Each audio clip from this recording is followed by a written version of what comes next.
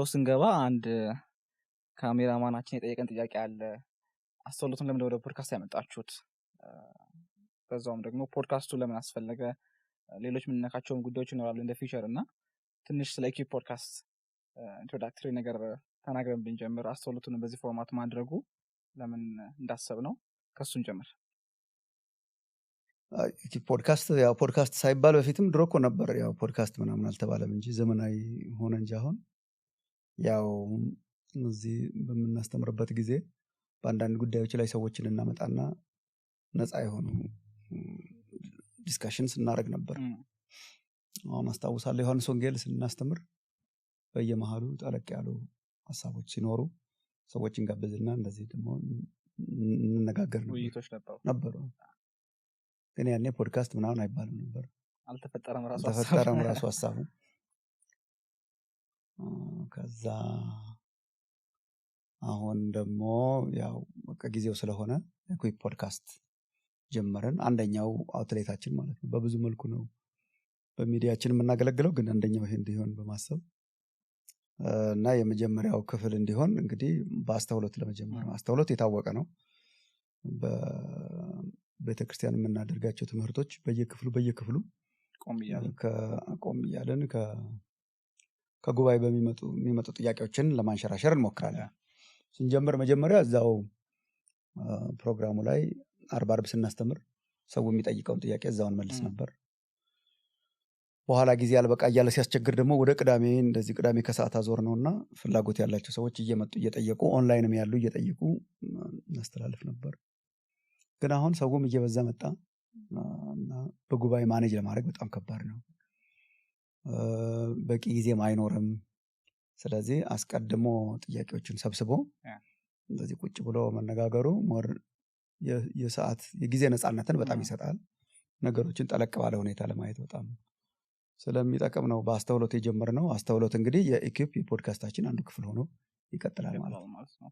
ጥያቄዎችን የሚጠየቅ አስተማሪዎች መሆን እንፈልጋለን። ትምህርቶቻችን ሰዎች እንዲጠይቁ እኛም በቻልነው አቅም መመለስ እንፈልጋለን። እና ሴም ታይም ደግሞ ሰፋ ባለ ጊዜ አብሮ የሚጠይቅ መሆን እንፈልጋለን። አብሮ የሚጠየቀው ብቻ ሳይሆን አብሮ የሚጠይቅ ያው የእግዚአብሔር ቃል እንደዚህ ስለሆነ እየጠየቅን እንደ ቤሪያ ሰዎች ልብ እያሰፋን አብረን እየጠየቅን አብረን እየመለስን የምናድግበት ስለሆነ አይ ቲንክ አብሮ መጠየቂያ ጊዜ ይሆናል። በተቻለ መጠን ደግሞ ለመመለስ እንሞክራለን እና ያው ሁል ጊዜ በጉባኤ እንደምናገረው ማለት ነው የምንችለውን እንመልሳለን፣ የማንችለውን እናመልክበታለን። በአምልኮ መንፈስ የኢኪፕ ሚዲያ ቤተሰቦች እንግዲህ ኢኪፕ ፖድካስት ጀምሯል። እንደምታውቁት እነሆነታችን በሚል መሰረታዊ የወንጌላውያን አስተምሮ ላይ የመጽሐፍ ቅዱስ አስተምሮ ላይ ያሉ ትምህርቶችን ለመንካት ለማስተማር የምናስተላልፈው ትምህርት አለ። ከእናንተ የወሰናቸው ጥያቄዎች አሉ። በመጀመሪያው ትምህርተ መጽሐፍት በሚለው ክፍል ላይ እነሱን ጥያቄዎች ነው እንግዲህ ለማንሳት የምንሞክረው። ከማኑሻ ጋር እንወያያለን፣ እንጠይቃለን። በቻልነው አቅም ደግሞ ከመጽሐፍ ቅዱስ ያሉን መልከታዎች ለማካፈል እንሞክራለን። አብራችሁን ቆዩ። እንግዲህ ትምህርተ መጽሐፍትን በተለያየ ክፍል ለማየት ሞክረናል። ከዛ በፊት ግን ምናልባት ሳመሪ ኦፍ እንግዲህ ባጭሩ ማስቀመጥ ብቻ ለ4 ሳምንት ባልተማረው በእርግጥ አንድ በኩል ግን ትንሽ መንካት የምንችለው ነገር ካለ ኢንስፓይሬሽን ላይ ነራንሲ ላይ ካነን ላይ ትንሽ ነገር ብለህን እንጀምር ነበር ያሰብኩት። ጥሩ ነው በጣም ከሰመራይዝ ከማድረግ በመጀመራችን አንደኛም ከመጽሐፍ ቅዱስ ከማንሳታችን በፊት እግዚአብሔር የመገለጥ አምላክ ነው ብለን ነው የጀመርነው። እግዚአብሔር ራሱን ካልገለጠ በስተቀር ልናውቀው አንችልም። ያለ የነበረ ነው፣ እሱ ከሰው አእምሮ በላይ ነው እና እግዚአብሔር ለሰው ልጆች ያደረገው አንዱ ደግነት ዝቅ ብሎ ራሱን መግለጡ ሊታወቅ የሚወድ አምላክ ስለሆነ በተለይ ከሰው ልጅ ጋር በጣም የተለየ ነው። እግዚአብሔር ከፈጠራቸው ፍጥረታት ሁሉ ከሰው ልጅ ጋር ያለው ግንኙነት በጣም አስደናቂ ነው። ሲፈጥረንም በአምሳሉ አይደል የፈጠረን እንድናውቀው ከሱ ጋር ግንኙነት እንዲኖረን ስለሆነ ሰው ደግሞ ያንን ግንኙነት በእኛ ከታች ወደ ላይ ሊሄድ አይችልም። መሰላሉ ከላይ ወደ ታች ነው መውረድ ምንጩ እሱ ስለሆነ ሐሳቤ ከሐሳባችሁ በጣም ሩቅ ነው እንደሚል ሩቅ ስለሆነ እግዚአብሔር እንግዲህ በተለያየ መንገድ ራሱን ገልጧል። አንዱ የገለጠበት መንገድ ቅዱሳት መጽሐፍት ናቸው ነው ሐሳባችን የተነሳ ነው እና ይሄ እግዚአብሔር ይሄ በጥቅል መልኩ የተገለጠባቸው መንገዶች አሉ። መጨረሻ ላይ ደግሞ እንዳየነው ሰው በሆነ ቃል ደግሞ ተገልጧል በክርስቶስ ግን ደግሞ በተጻፈ መጽሐፍ ተገልጧልና መጽሐፍ ቅዱስ የምናይበት እይታ እንደ እግዚአብሔር ራሱን እንደገለጠበት መንገድ እንደ እግዚአብሔር መገለጥ እና ደግሞ እንደ የስልጣን ምንጫችን ለኑሮ ለምናምነው ሁሉ የስልጣን ምንጭ እንዲሆን ከእግዚአብሔር የተሰጠን ነው። እሱን የተመለከትነውና እንዴት መጣን ለማየት ሞክረናል። መጽሐፍ ቅዱስ እንዴት መጣ እና የእግዚአብሔር መጽሐፍ ነው። መጽሐፍ ቅዱስ የእግዚአብሔር ቃሉም ራሱ የሚለው የእግዚአብሔር መጽሐፍ ነው። ግን ደግሞ በጣም ለማሰብ የሞከርነው ነገር እንደው ዝም ብሎ በቃ እግዚአብሔር ከሰማይ ሆኖ ዱብ ያደረገው ደግሞ መጽሐፍ አይደለም። በሂደት ደግሞ ያለፈ ነውና የመጣበት የራሱ መንገድ አለ። ሂደቱን የተቆጣጠረው እግዚአብሔር ሂደቱን ሂሜድ ሹር ተቆጣጠረው መጨረሻ ላይ ያለው ፕሮዳክት የእግዚአብሔር ቃል እንዲሆን እግዚአብሔር እንደዚህ በቃ ናቹራል በሚመስል መንገድ ነው ሲሰራውና የእግዚአብሔር መንፈስ እየተቆጣጠረ ግን ደግሞ ቅዱሳን ሰዎች ያልናቸው በእነርሱ አማካኝነት የእግዚአብሔርን ሐሳብ በራሳቸው ቋንቋ በራሳቸው ባህል በራሳቸው ሁኔታ ከ40 በላይ ናቸው 1400-1500 ዓመታት በመሃል ጋፕ አላቸው መጀመሪያውና በመጨረሻው ግን የእግዚአብሔርን ቃላት በራሳቸው ሁኔታ ልክ ከክርስቶስ ትስጉት ከምንለው ከኢንካርኔሽኑ ጋር እኮ በተወሰነ ደረጃ ይመሳሰላል። ያኛው በጣም ሱፕሪም ነው እንጂ አሁን አምላክ ሰው ሲሆን ዱብ ነገር አላለም። ናቹራል ፕሮሰስ ናቹራል በሆነ ሱፐርናቹራል ሚራክሉ በመንፈስ ቅዱስ ተአምር ነው የተጸነሰው ያለ ወንድ ፈቃድ። ሰው እግዚአብሔር ሂሜድ ሹር ተቆጣጠረው ያንን ሂደት። ግን ደግሞ ስታየው ደግሞ በቀና ደግሞ ተፈጥሯዊ የሚመስል ሂደት 30 ዓመት አናቆም ለምሳሌ ይሄ ቅዱስ ቃሉም ልክ እንደዛው ነው። እየጻፉ ምናልባት እየሰረዙ እያጠፉ እየቀደዱ እያረጉ ደብዳቤ እየጻፉ ምናምን እያረጉ ግን መንፈስ ቅዱስ ደግሞ ሂደቱን ተቆጣጥሮ መጨረሻ ላይ የመጣው የእግዚአብሔር ቃል ነው የሚለውን አይተናል። መንፈስ ቅዱስ አንዱ ሚናው ከስህተት የጸዳ እንዲሆን እሱን መጠበቅ እሱን ሱፐርኢንቴንድ ማድረግ እሱን ስህተት አልባነት ብለን ትክክለኛ ያልነው ስህተት አልባ ያልነው እሱ ትክክለኛ ያልነው ትክክለኛ ሞር ገላጭ ነው። እሱን መርጠሃል። እንደውም ብዙዎች ዊዛውት ኤረር የሚለውን ይጠቀማሉ። ስህተት አልባ የሚለው ከስህተት ጀምሮ ነው የለውም የሚለው ግን ትክክለኛ ነው። እግዚአብሔር ቃል ተመሳሳይ ናቸው ግን ሊል የፈለገውን ይላል። እግዚአብሔር ሊል የፈለገውን ብሏል ይላል። አይ ቲንክ ተአምራዊ ይዘት እኮ አለው። ዶክትሪናል ቢሆንም እያመለክን መስማት የምንችለው ጉዳይ ነው። የኢየሱስን ትስጉት ያው በጣም የምንገረምበት ጉዳይ ነው። ተአምራዊ ነገር አለው በጣም ምንም ያክል ናቹራል ቢሆንና አይ ቲንክ ቃሉም ተአምራዊ ነገር አለው ማለት ነው። የሚያስመልክ ነገር አለው ማለት ነው። ተአምር ወደ አምልኮ ይመራል። አሁን ምንድነው መጽሐፍቱ በራሳቸው ህይወት አይሰጥም። መጽሐፉ በራሱ አይመለክም። መጽሐፉ በራሱ አንዳንድ ሰዎች መጽሐፉን በጣም ስላደነቁ እግዚአብሔርን ያገኙት ይመስላቸው። ኢንድ አይደለም። አስደናቂ መጽሐፍ ነው ግን መጨረሻ ላይ ካላደረሰ አሁን እኮ አሁን በዘመናዊ ሰው መኪና ሲነዳ በዚህ በካርታ በጂፒኤስ ነው የሚነዳው እና መድረሻ ቦታህን ሞልተህ ቁጭ ለግን ዝም ብለህ ካርታውን ስታደንቀው ብትል እንዴት እኮ ይገርማል። ሁሉን ቦታ እኮ በዝርዝር ይናገራል እያለን ቁጭ ብንል እንዳለ እኮ ፐርፐዙ በቃ ተበላሸ ማለት ነው። አስደናቂ ነው ካርታው ግን ሂድበት ነው ዋናው። ውበቱ ካደረሰ ነው።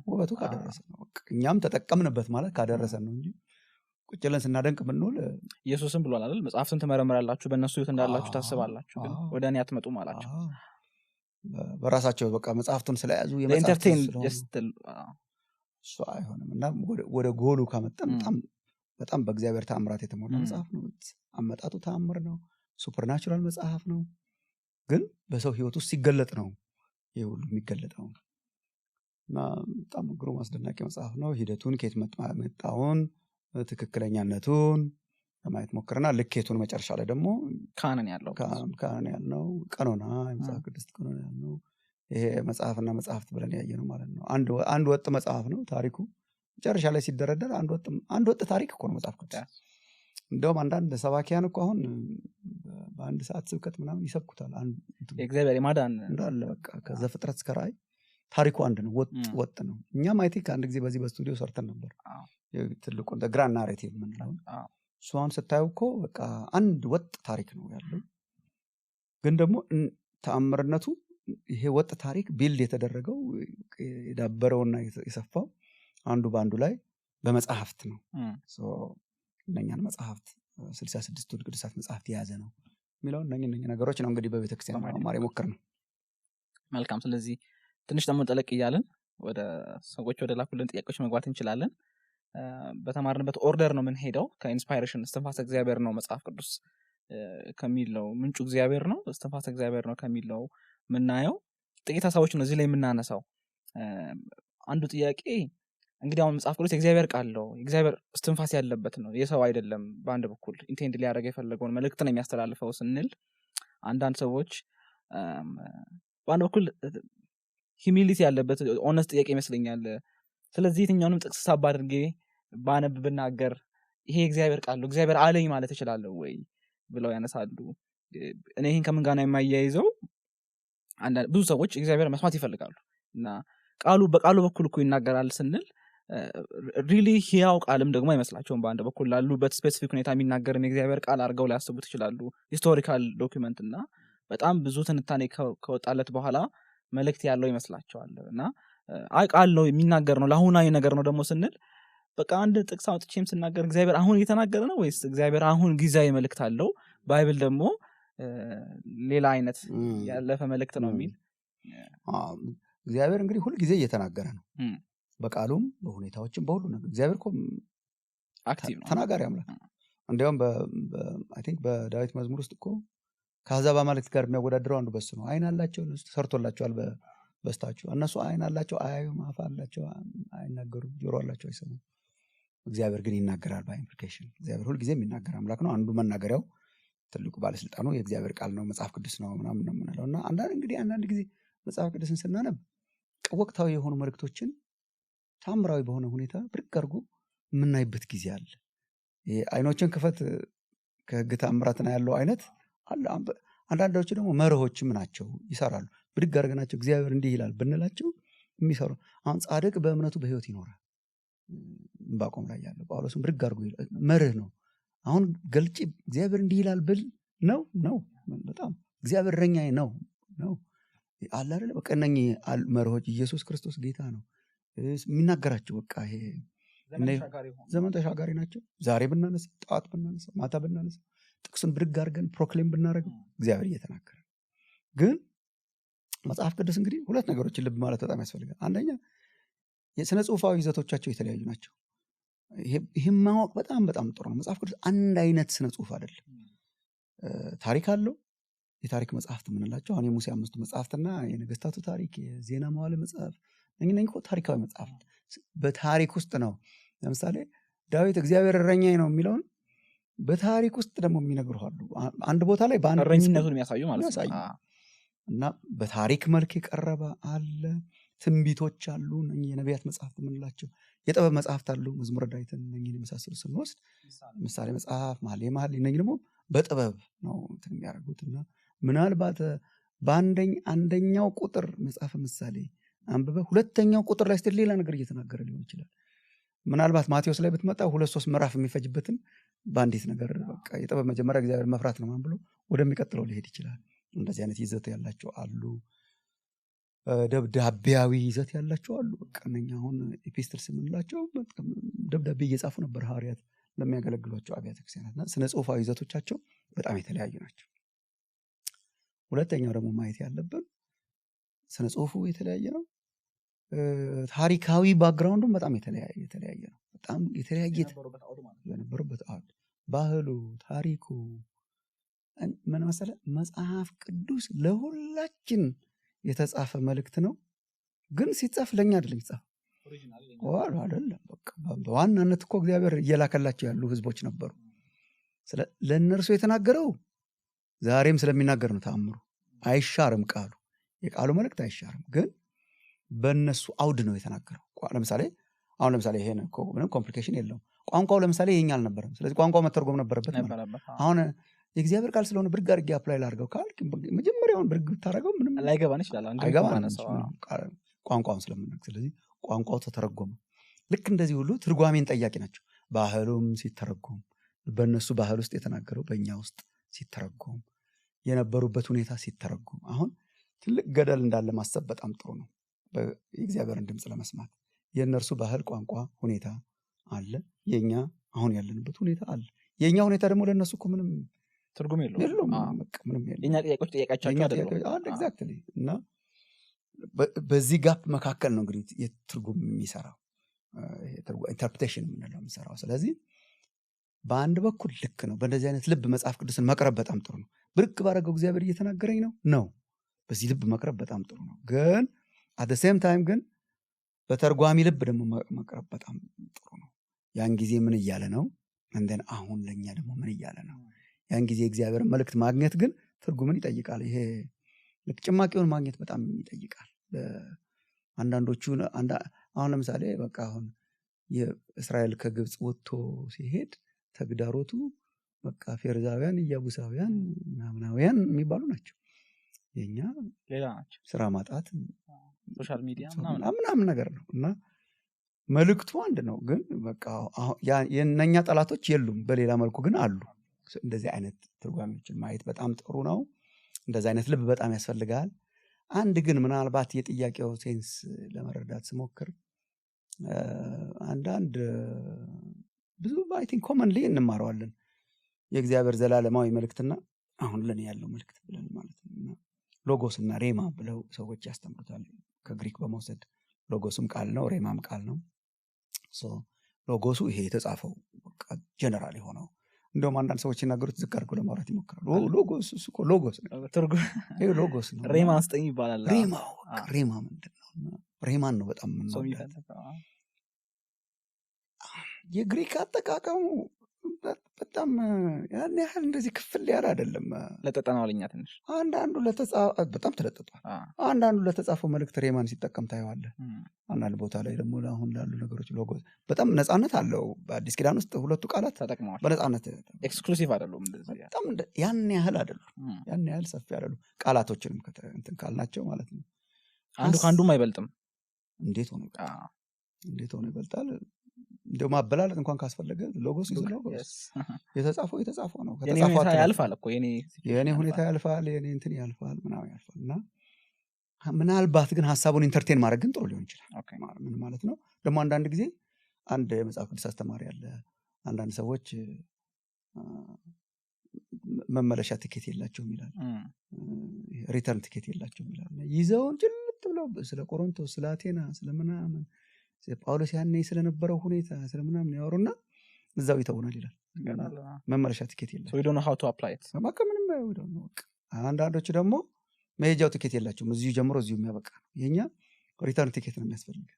ሄዶ ግን የሚመልሰን ሄዶ አይቶ ቆፍሮ ተረድቶ ምን ማለት ነው ለነሱ ብሎ ዜን ስናመጣው ደግሞ የኛ ይሆናል። ስለዚህ መጽሐፍ ቅዱስ የኔ መልእክት አለው ወይ? የዛሬ ልክ ነው የሬማ ምናምን የምንለው ማለት አለው ልክ ነው። ግን it needs ሎጎ ደግሞ ማምጣት መውጣት ያስፈልጋል። ካልሆነ ሮንግ ሬማ ነው የሚሆነው። በጣም ካልሆነ በቃ ካሁን ጀምሮ ካሁን እንትን ካለ እኮ በጣም አንድ ሰው እኮ ገለጥ አደረገ ምናምን ይባላል። መጽሐፍ ገለጥ ሲያደርገው ይሁዳ ራሱን አንቆ ሞተ ምናምን ይላል። ከዛ በኢየሱስ ምናምን ብሎ ደንግጦ ከዛ ገለጥ ሲያደርግ ደግሞ አንተም እንዲሁ አድርግ ይላል። እና በተለይ ደግሞ ጥቅሶች ቢልዲንግ ብሎክስ መሆኑን መርሳት የለብን። ጥቅስ ብቻውን ሁልጊዜ አዋጭ አይደለም። አሁን ጥቅስ ምዕራፍ ምናምን ያልነው እኮ እኛ ነን። በነገራችን ሲጽፉ እኮ እነሱ ጥቅስና ምዕራፍ ያለው ሀሳብ ነው እያስተላለፉ ያለው። ስለዚህ ሀሳቡን ለማግኘት ነው በጣም መሞከር ያለብን። ምንድን ነው ሀሳቡ? ጥቅስ ብቻውን እንደ ብሎኬት አንዱን ብሎኬት ወስደን ግንባል ነው ማለት ነው። ግድግዳ አንድ ብሎኬት ግድግዳ አይባልም። ብዙ ብሎኬቶች ግድግዳ ይሆናል። ስለዚህ ግድግዳውን ለማግኘት እና ይሄ ጥቅስ ይዞ መሮጥ ቶሎ የኛ ማድረግ አደጋ አለው በራሱ። አለማድረግም ደግሞ አደጋ አለው። በቃ ቁጭ ብሎ ደግሞ ቆሮንቶስና አቴናን ሲፈላሰፉ መዋል ምንም እዚህ ካላከከልኝ መጥቶ ለዛሬ ነገሮች ዛሬ ለእግዚአብሔር እንድኖር ካላረገኝ የኛ ትግል እሱ አይደለም። የኛ ትግል የብዙ ሰው ትግል አይደለም። አሁን አንዳንዶቻችን መጽሐፍ ቅዱስ የምናስተምር ሰዎች የምንሳሳተው የሚመስለኝ የኛ ዋና በቃ የደም ትርታችን የሰው ሁሉ ደምን ድው የሚያደርገው አይደለም። አሁን በቃ ጳውሎስ የዛ ዘመን የነበረ ታሪክና ስነ መለኮታዊ አውድ አንደርስታንድ ማድረግ በቃ እንትናችን ነው። ለኛ could be our passion ግን ፓሽናችን ነው። እሑድ ጠዋት ሲመጣ ግን ያ ሰውዬ እስቲ ያን ነገር ሄጄ ልስማ እያለ ይመጣል የራሱ ጳውሎስ ባቴና። ስለዚህ እንደዚህ ድልድይ ሰሪነት በጣም ያስፈልጋል። ሁለቱን እንደ ቋሚዎች ብንወስዳቸው የሕዝበ እግዚአብሔር የኖረበት ዘመን ቋንቋ፣ ባህል እኛ አሁን ያለንበት ዘመን ቋንቋ ባህል ሁለቱን አይ ቲንክ እኮ የሰው ሐሳብ ብቻ አይመስለኝም ይሄ የምንለው ነገር ለመተርጎም እኮ መንፈስ ቅዱስም እኮ አብሮነት እኮ አለ ኢሉሚኔት እኮ ያደርጋል እንደው ሌላው የመንፈስ ቅዱስ ስራ ይሄ መተርጎሙ ግን ሰው ነገር ያመልኩት አስተማሪዎች ያመጡብን ጫናም በርደንም አይደለም በመንፈስ ቅዱስ ምናረጋው የመተርጎም ስራም ጭምር ነውና ያስተምራችኋል ብሏል እኔ ነገርኳችሁ ያስተምራችኋል ይሄ አብሮት ምንለው ማለት ነው ያ የመንፈስ ቅዱስ ደግሞ ያበራል ቃሉ ይወቅሳል ይላል ለምሳሌ መንፈስ ቅዱስ አብሮን አስነባቢያችን ነው እና ቃሉን ስናነብ አእምሮአችንን ይከፍታል አእምሮአቸው እንደከፈተላቸው ልባቸው እንደከፈተላቸው ይሄ ተአምር ነው በአእምሮ ማሰላሰልና የልብ ኮንቪክሽን የተለያየ እና ይወቅሳል መወቀስ በጣም ሌላው ተአምር ነው ይመልሳል ይመራል ምን መሳሰሉ ነገሮችን መንፈስ ቅዱስ ያደርጋልና በመንፈስ ቅዱስ መታመንና ይሄ ቃል ዛሬ ለኔ እግዚአብሔር የሰጠኝ ቃል ነው ብለን ማመናችንን እስከ መጨረሻ መያዝ አለብን በጣም መያዝ አለብን ግን at the same time ደግሞ ቁጭ ብሎ በሰከነ መንፈስ ደግሞ ለመተርጎም ደግሞ እሱም የበሰለ አስተሳሰብ ያስፈልጋል መልካም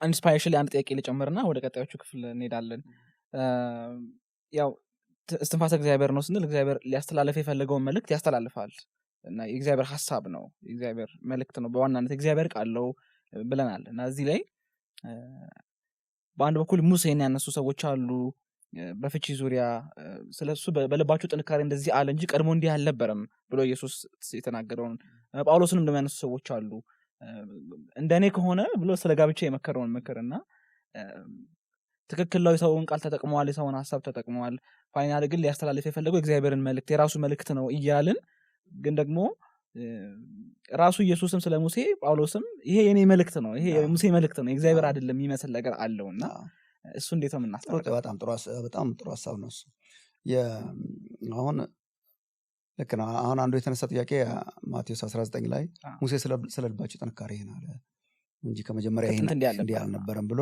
ስለ ፍቺ ተናገረ ግን በጣም አሁን ስለዚህ ያንን የመጽሐፍ ቅዱስ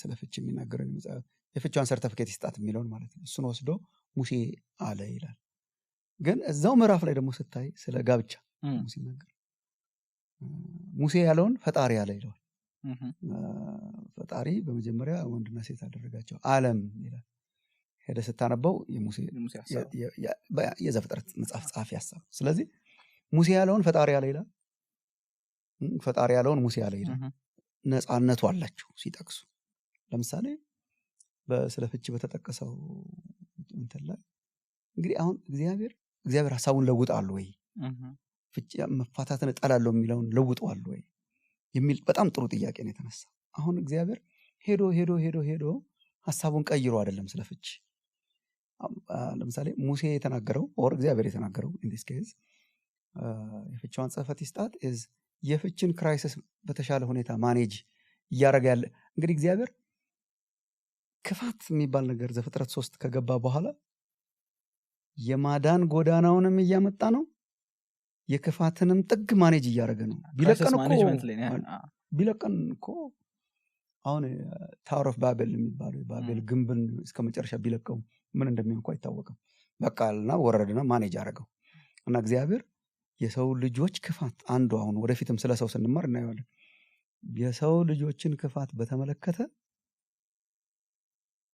እግዚአብሔር የማዳን መንገድ አለው ሪደምፕቲቭ መንገድ አለው እንደገና ደግሞ ሰፕረስ አድርጎ የያዘበት መንገድ አለው የእግዚአብሔር ሪስትሬኒንግ ኃይል አልተሆነም ለክፋታችን ሙሉ ለሙሉ አልተሆነም ስለዚህ አሁን ዘፍጥረት 3 በኋላ እንግዲህ አንድ ዘፍጥረት 2 ላይ አንድ ይሆናሉ ነው ከ3 በኋላ እንግዲህ ከተፈጠሩ የሰው ልጅ ጣጣዎች መካከል አንዱ በባልና ሚስት መካከል ያለ አለመግባባት ወደ ፍቺ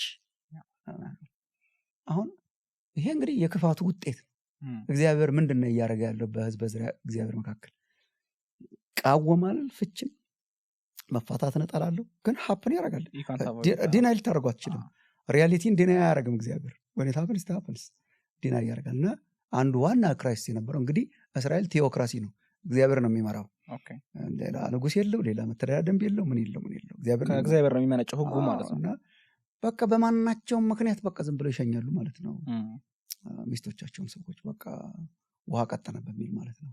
እና ደግሞ ያን ጊዜ ሴቶቹ ሲፈቱ የንብረት ባለቤቶች አይሆኑም።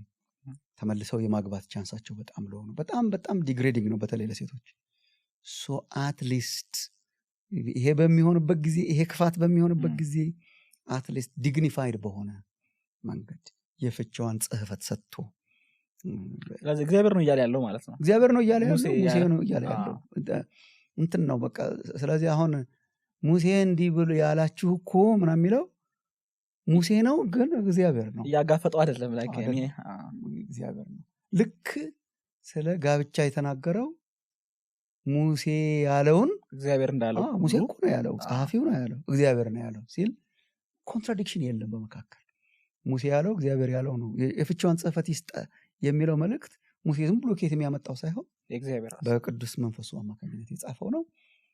ሙሴ ያለውም እንደዛው ነው። እግዚአብሔር ደግሞ ቀጥታ ያለውም ደግሞ ልክ ሙሴ አለ ልንለው የምንችላቸው ነገሮች ናቸው። ግን በዛው በተያያዥ አይ ቲንክ የተነሳው ሌላው ጥያቄ ሐዋርያው ጳውሎስ ስለ ጋብቻ በደነገገው በዚህ በአንደኛ ቆሮንቶስ ምዕራፍ 7 ላይ አንድ እህትም ያነሳችው ጥያቄ ነበር። እዚህ ላይ ጌታ ነው እኔ አይደለሁም ይላል አንዳንድ ቦታ ላይ ደግሞ የጌታ እንትን የለኝም እኔ ነኝ፣ ይሄ እኔ ነኝ፣ ይሄ ጌታ ነው ይላል። እና ቬሪ ኢምፖርታንት ነገር ነው ኦብዘርቭ ያደረገችው ጥያቄው ላይ ሳየው። እና ይሄ አንደኛ ቆሮንቶስ ምዕራፍ 7ን በደንብ አድርገን በምናይበት ጊዜ ጳውሎስ ጋብቻን በተመለከተ ከልምዱ እና ከጌታ ትእዛዛት ነው በቃ ያስተላለፈው በብዛት። የጌታ ኢየሱስ ቀጥተኛ የሆነ አይነት ትምህርት ሲኖረው፣ ለምሳሌ በቃ ፍችን በሚቃወምበት ጊዜ ጳውሎስ የጋብቻን ምንነት በሚናገርበት ጊዜ እኔ እኮ አይደለሁም ይሄ ጌታ ነው ሲል የጌታን ትምህርት በወንጌላት ጌታ ያስተማረው ትምህርት ቀጥተኛ አይነት ትምህርት ሲታየው ይጠቅሰዋል። ጌታ ነው ይሄን እያለ ያለው ብሎ ማለት ነው። እንደን ደግሞ አጠቃላይ መርሆች ሲናገር ደግሞ እንዳይምታታ ማለት ነው። ቀጥተኛ የሆነ የጌታ ትእዛዝ እያሰበ አይደለም የጻፈላቸው፣ እየወሰደ ነው። በመጀመሪያዎቹ እንደዛ እያደረገ ነው። ልክ ቀጥተኛ የሆነ ጌታ ትእዛዝ አሁን ስፔሲፊክ የሆነ ነገር አንዳንድ ነገሮችን ብታይ አንደኛ ቆሮንቶስ ምዕራፍ 7 ላይ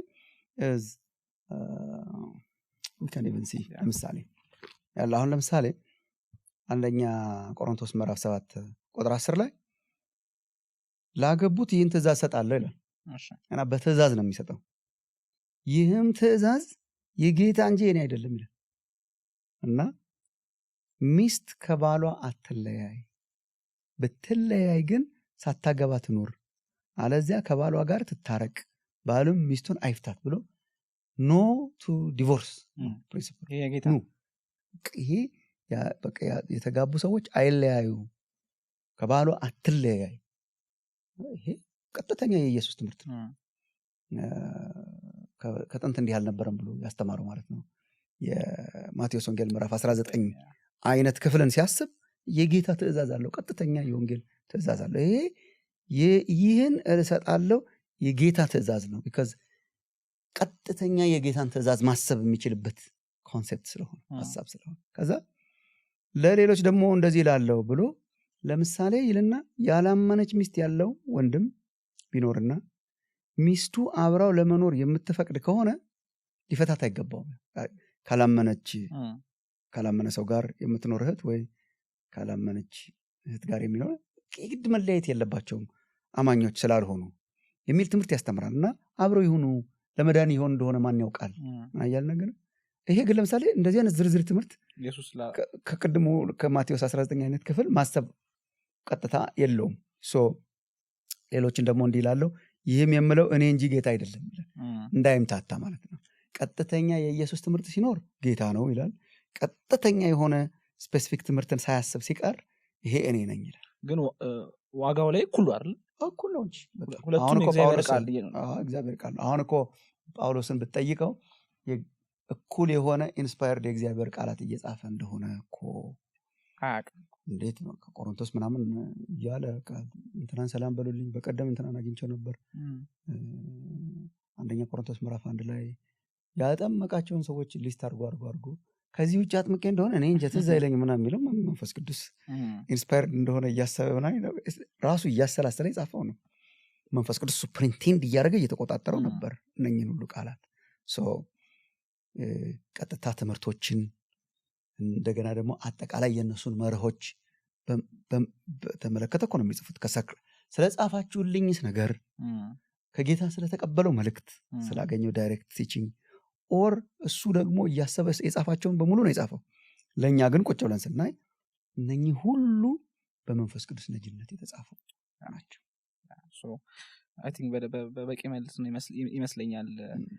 በተለይ የሙሴንም ስናይ በአንድ ምዕራፍ ላይ ሙሴ እንዲህ ያለ ብለን ደግሞ ሙሴ ያለውን እግዚአብሔር እንዲህ ያለ ካለ አውዱን ካከበርን እግዚአብሔር ነው እያለ ያለው እዛው ምዕራፍ 19 ላይ አውድ ቅድም መጀመሪያ የሚያነሳ ነው።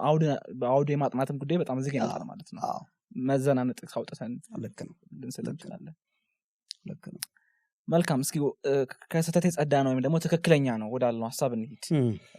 ኢነራንት ነው ያለው ሐሳብ ጋር አንዱ የተነሱት የሁሉ ጊዜ የሚነሱት ጉዳዮች መሳይ ተቃርኖች ያልናቸው ናቸው። እንደውም ቃሉም ጥሩ ነው። ተቃርኖ ነበር ሰው የሚለው ኮንትራዲክሽን ነው፣ ግን አፓረንት ነው መሳይ ናቸው ብለን አንስተናል። እሱ ላይ ተጨማሪ ማብራሪያ ሰዎች ይፈልጋሉ በደንብ ዲፌንድ ለማድረግ። ሰዎችም ይሄ ከዚህ ጋር ጨለ ወይ እንዴት እንመን ይላሉ። ከዚህ ጋር እያይዘ ብታነሳል የሚፈልገው ከመጽሐፍ ቅዱስ ትርጉም ጋር በተያያዘ በተለይ አሁን የትኛውን እናንብብ፣ አንዳንዶቹ የአማርኛ ትርጉሞች አንዳንዱን ኦሚት ያደርጋሉ፣ ከታች በፉትኖት ያስቀምጣሉ እና መሳይ ተቃርኖችን ሶልቭ ለማድረግ የሚሞክሩባቸው እንትኖች አሉና ትርጉሞች ጋር የሚለያዩ ነገሮች አሉ። አዲሱ መደበኛ እንደዚህ እና እሱንም ማየት ብንችል የትኛውን ብናነብ ጥሩ ነው ይላሉ ሰዎች። ተጨማሪ ትርጉምስ ያስፈልጋል ብላችሁ ታስባላችሁ ወይ ከዚህ በኋላ ቢሰሩ ብለዋል? ሁለቱን አንድ ላይ የመጽሐፍ ቅዱስ ትክክለኛ ነው ስህተት አልባ ነው ስንል ለሁሉም አይነት የመጽሐፍ ቅዱስ ትርጉሞች ዋስትና እየሰጠን አይደለም።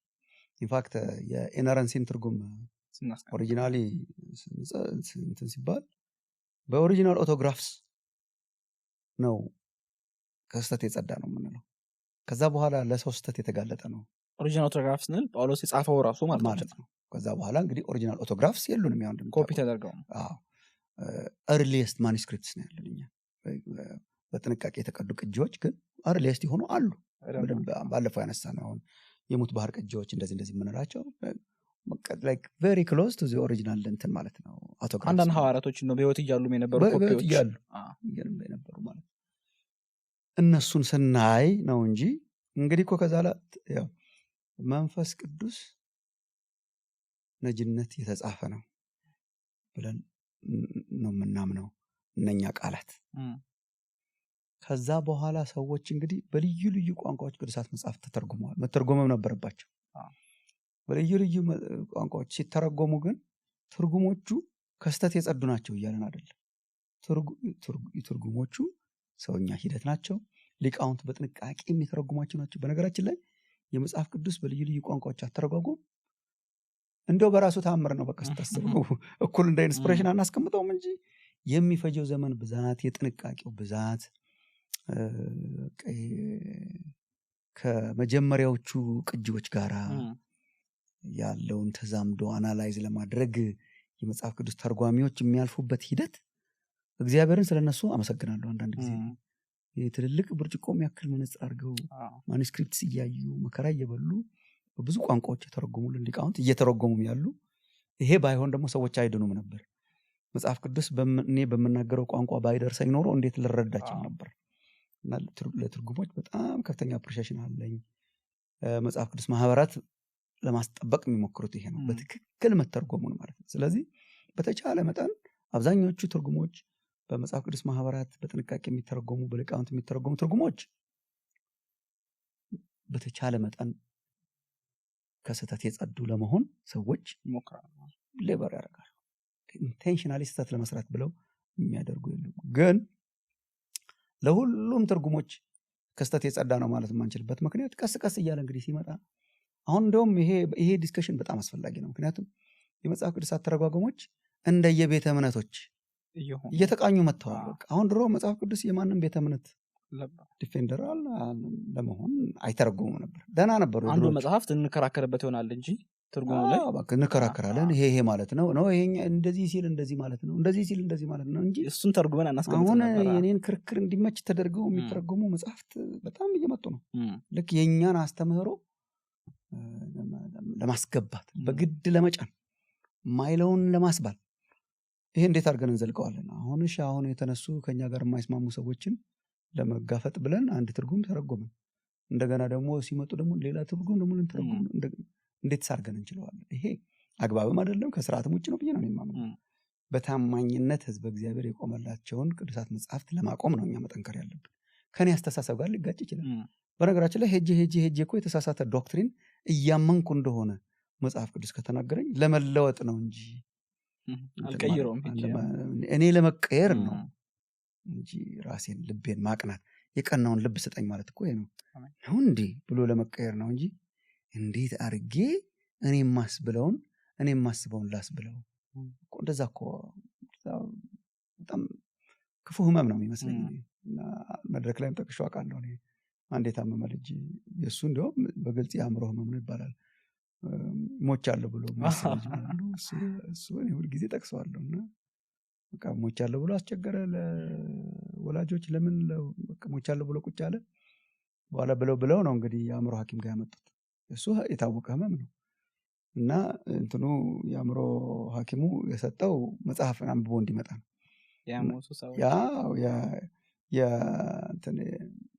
የሞተ ሰው መታወቂያዎች፣ ሰው ሲሞት በምን እንደሚታወቅ ምልክቶቹ ማለት ነው። እሱን አጥንቶ ቻፕተሩን ጨርሶ መጣና ሐኪሙ ሲጠይቀው አነበብክ ወይ? አዎ። እስቲ ንገረኝ ምናምን አለው። አንድ ምልክት ጠቀሰለት እና የሞተ ሰው እንደዚህ በቃ ሲቆረጥ ደም አይወጣውም፣ የሞተ ሰው በቃ አይደማም የሚለውን ደስ አለው ሐኪሙ። ገብቶሃል አለ። ገብቶኛል አለ። በቃ ምንድን ነው? በቃ የሞተ ሰው ደም አይወጣውም ምናምን አለ። በኋላ ሐኪሙ ቀስ አድርጎ በትንሽዬ ምላጭ ነገር ነካ ሲያደርገው ደም ፈሰሰው ማለት ከልጁ። እና ተገርሞ በቃ አልሞትኩም ማለት ሲገባው ወይ ለካ የሞተ ሰው ደም ይወጣዋል አለ ይባላል። እና ኤግዛክትሊ። እና እስከዚህ ድረስ እኮ መጠንከር የለብንም። እኛም ምናምነውን ባይልስ ንዶ ቢጥለውስ እግዚአብሔር አምነን ያደግነውን ጉዳይ እኔ እውነት ነው ብዬ ሙጥኝ ያልኩትን በጊዜ ቢያስለቅቀኝ አይሻልም እንዴ? የዘላለም ጸጸት ከሚሆንብኝ መስሎኝ ነበር፣ እንደዚህ መስሎኝ ነበር ማለት እኮ እግዚአብሔር ሲናገር። እኔ አሁን ጴጥሮስ በሐዋርያት ሥራ ምዕራፍ 10 ላይ በጣም ያስገርመኛል። በቃ ረጅም ጊዜ አምኖት የሚኖረው አስተሳሰብ አለ ከባህል ጋር ተቀላቅሎ ከቅዱስ ጋር በፍጹም ከአሕዛብ ጋር አይተባበሩም፣ አሕዛብ ቤት ውስጥ አይገቡም። አይሁድ አሕዛብን እግዚአብሔር ይናገራቸዋል ብሎ አያምኑ። ምንም አይነት መልአክ የአሕዛብ ቤት ውስጥ ይገባል። ቆርኔሌዎስ የተባለ ሰው ቤት ውስጥ መልአክ ገብቶ ያናግራል እና እንደዚህ አይነት ታምር ይሆናል። እሱን ሁሉ የጠቆመው አድራሻውን የጠቆመው እኮ መልአክ ገብቶ ነው። ምንም አስቦ አያውቅም። በግድ ነው የመጣው ቤቱ ሲመጣና ምስክርነታቸውን ሰማ። እኛ እኮ እንደዚህ ነው፣ መልአክ እኮ ተገልጦልኝ ነው፣ የት እንዳለህ ነግሮኝ ነው፣ ጸሎት ተሰምቷል። እንደዚህ ሲሰማ በእውነት በቃ እግዚአብሔር በሰው ፊት እንዳያደላ ይህን አስተዋልኩ ይላል። ተለወጠ ማለት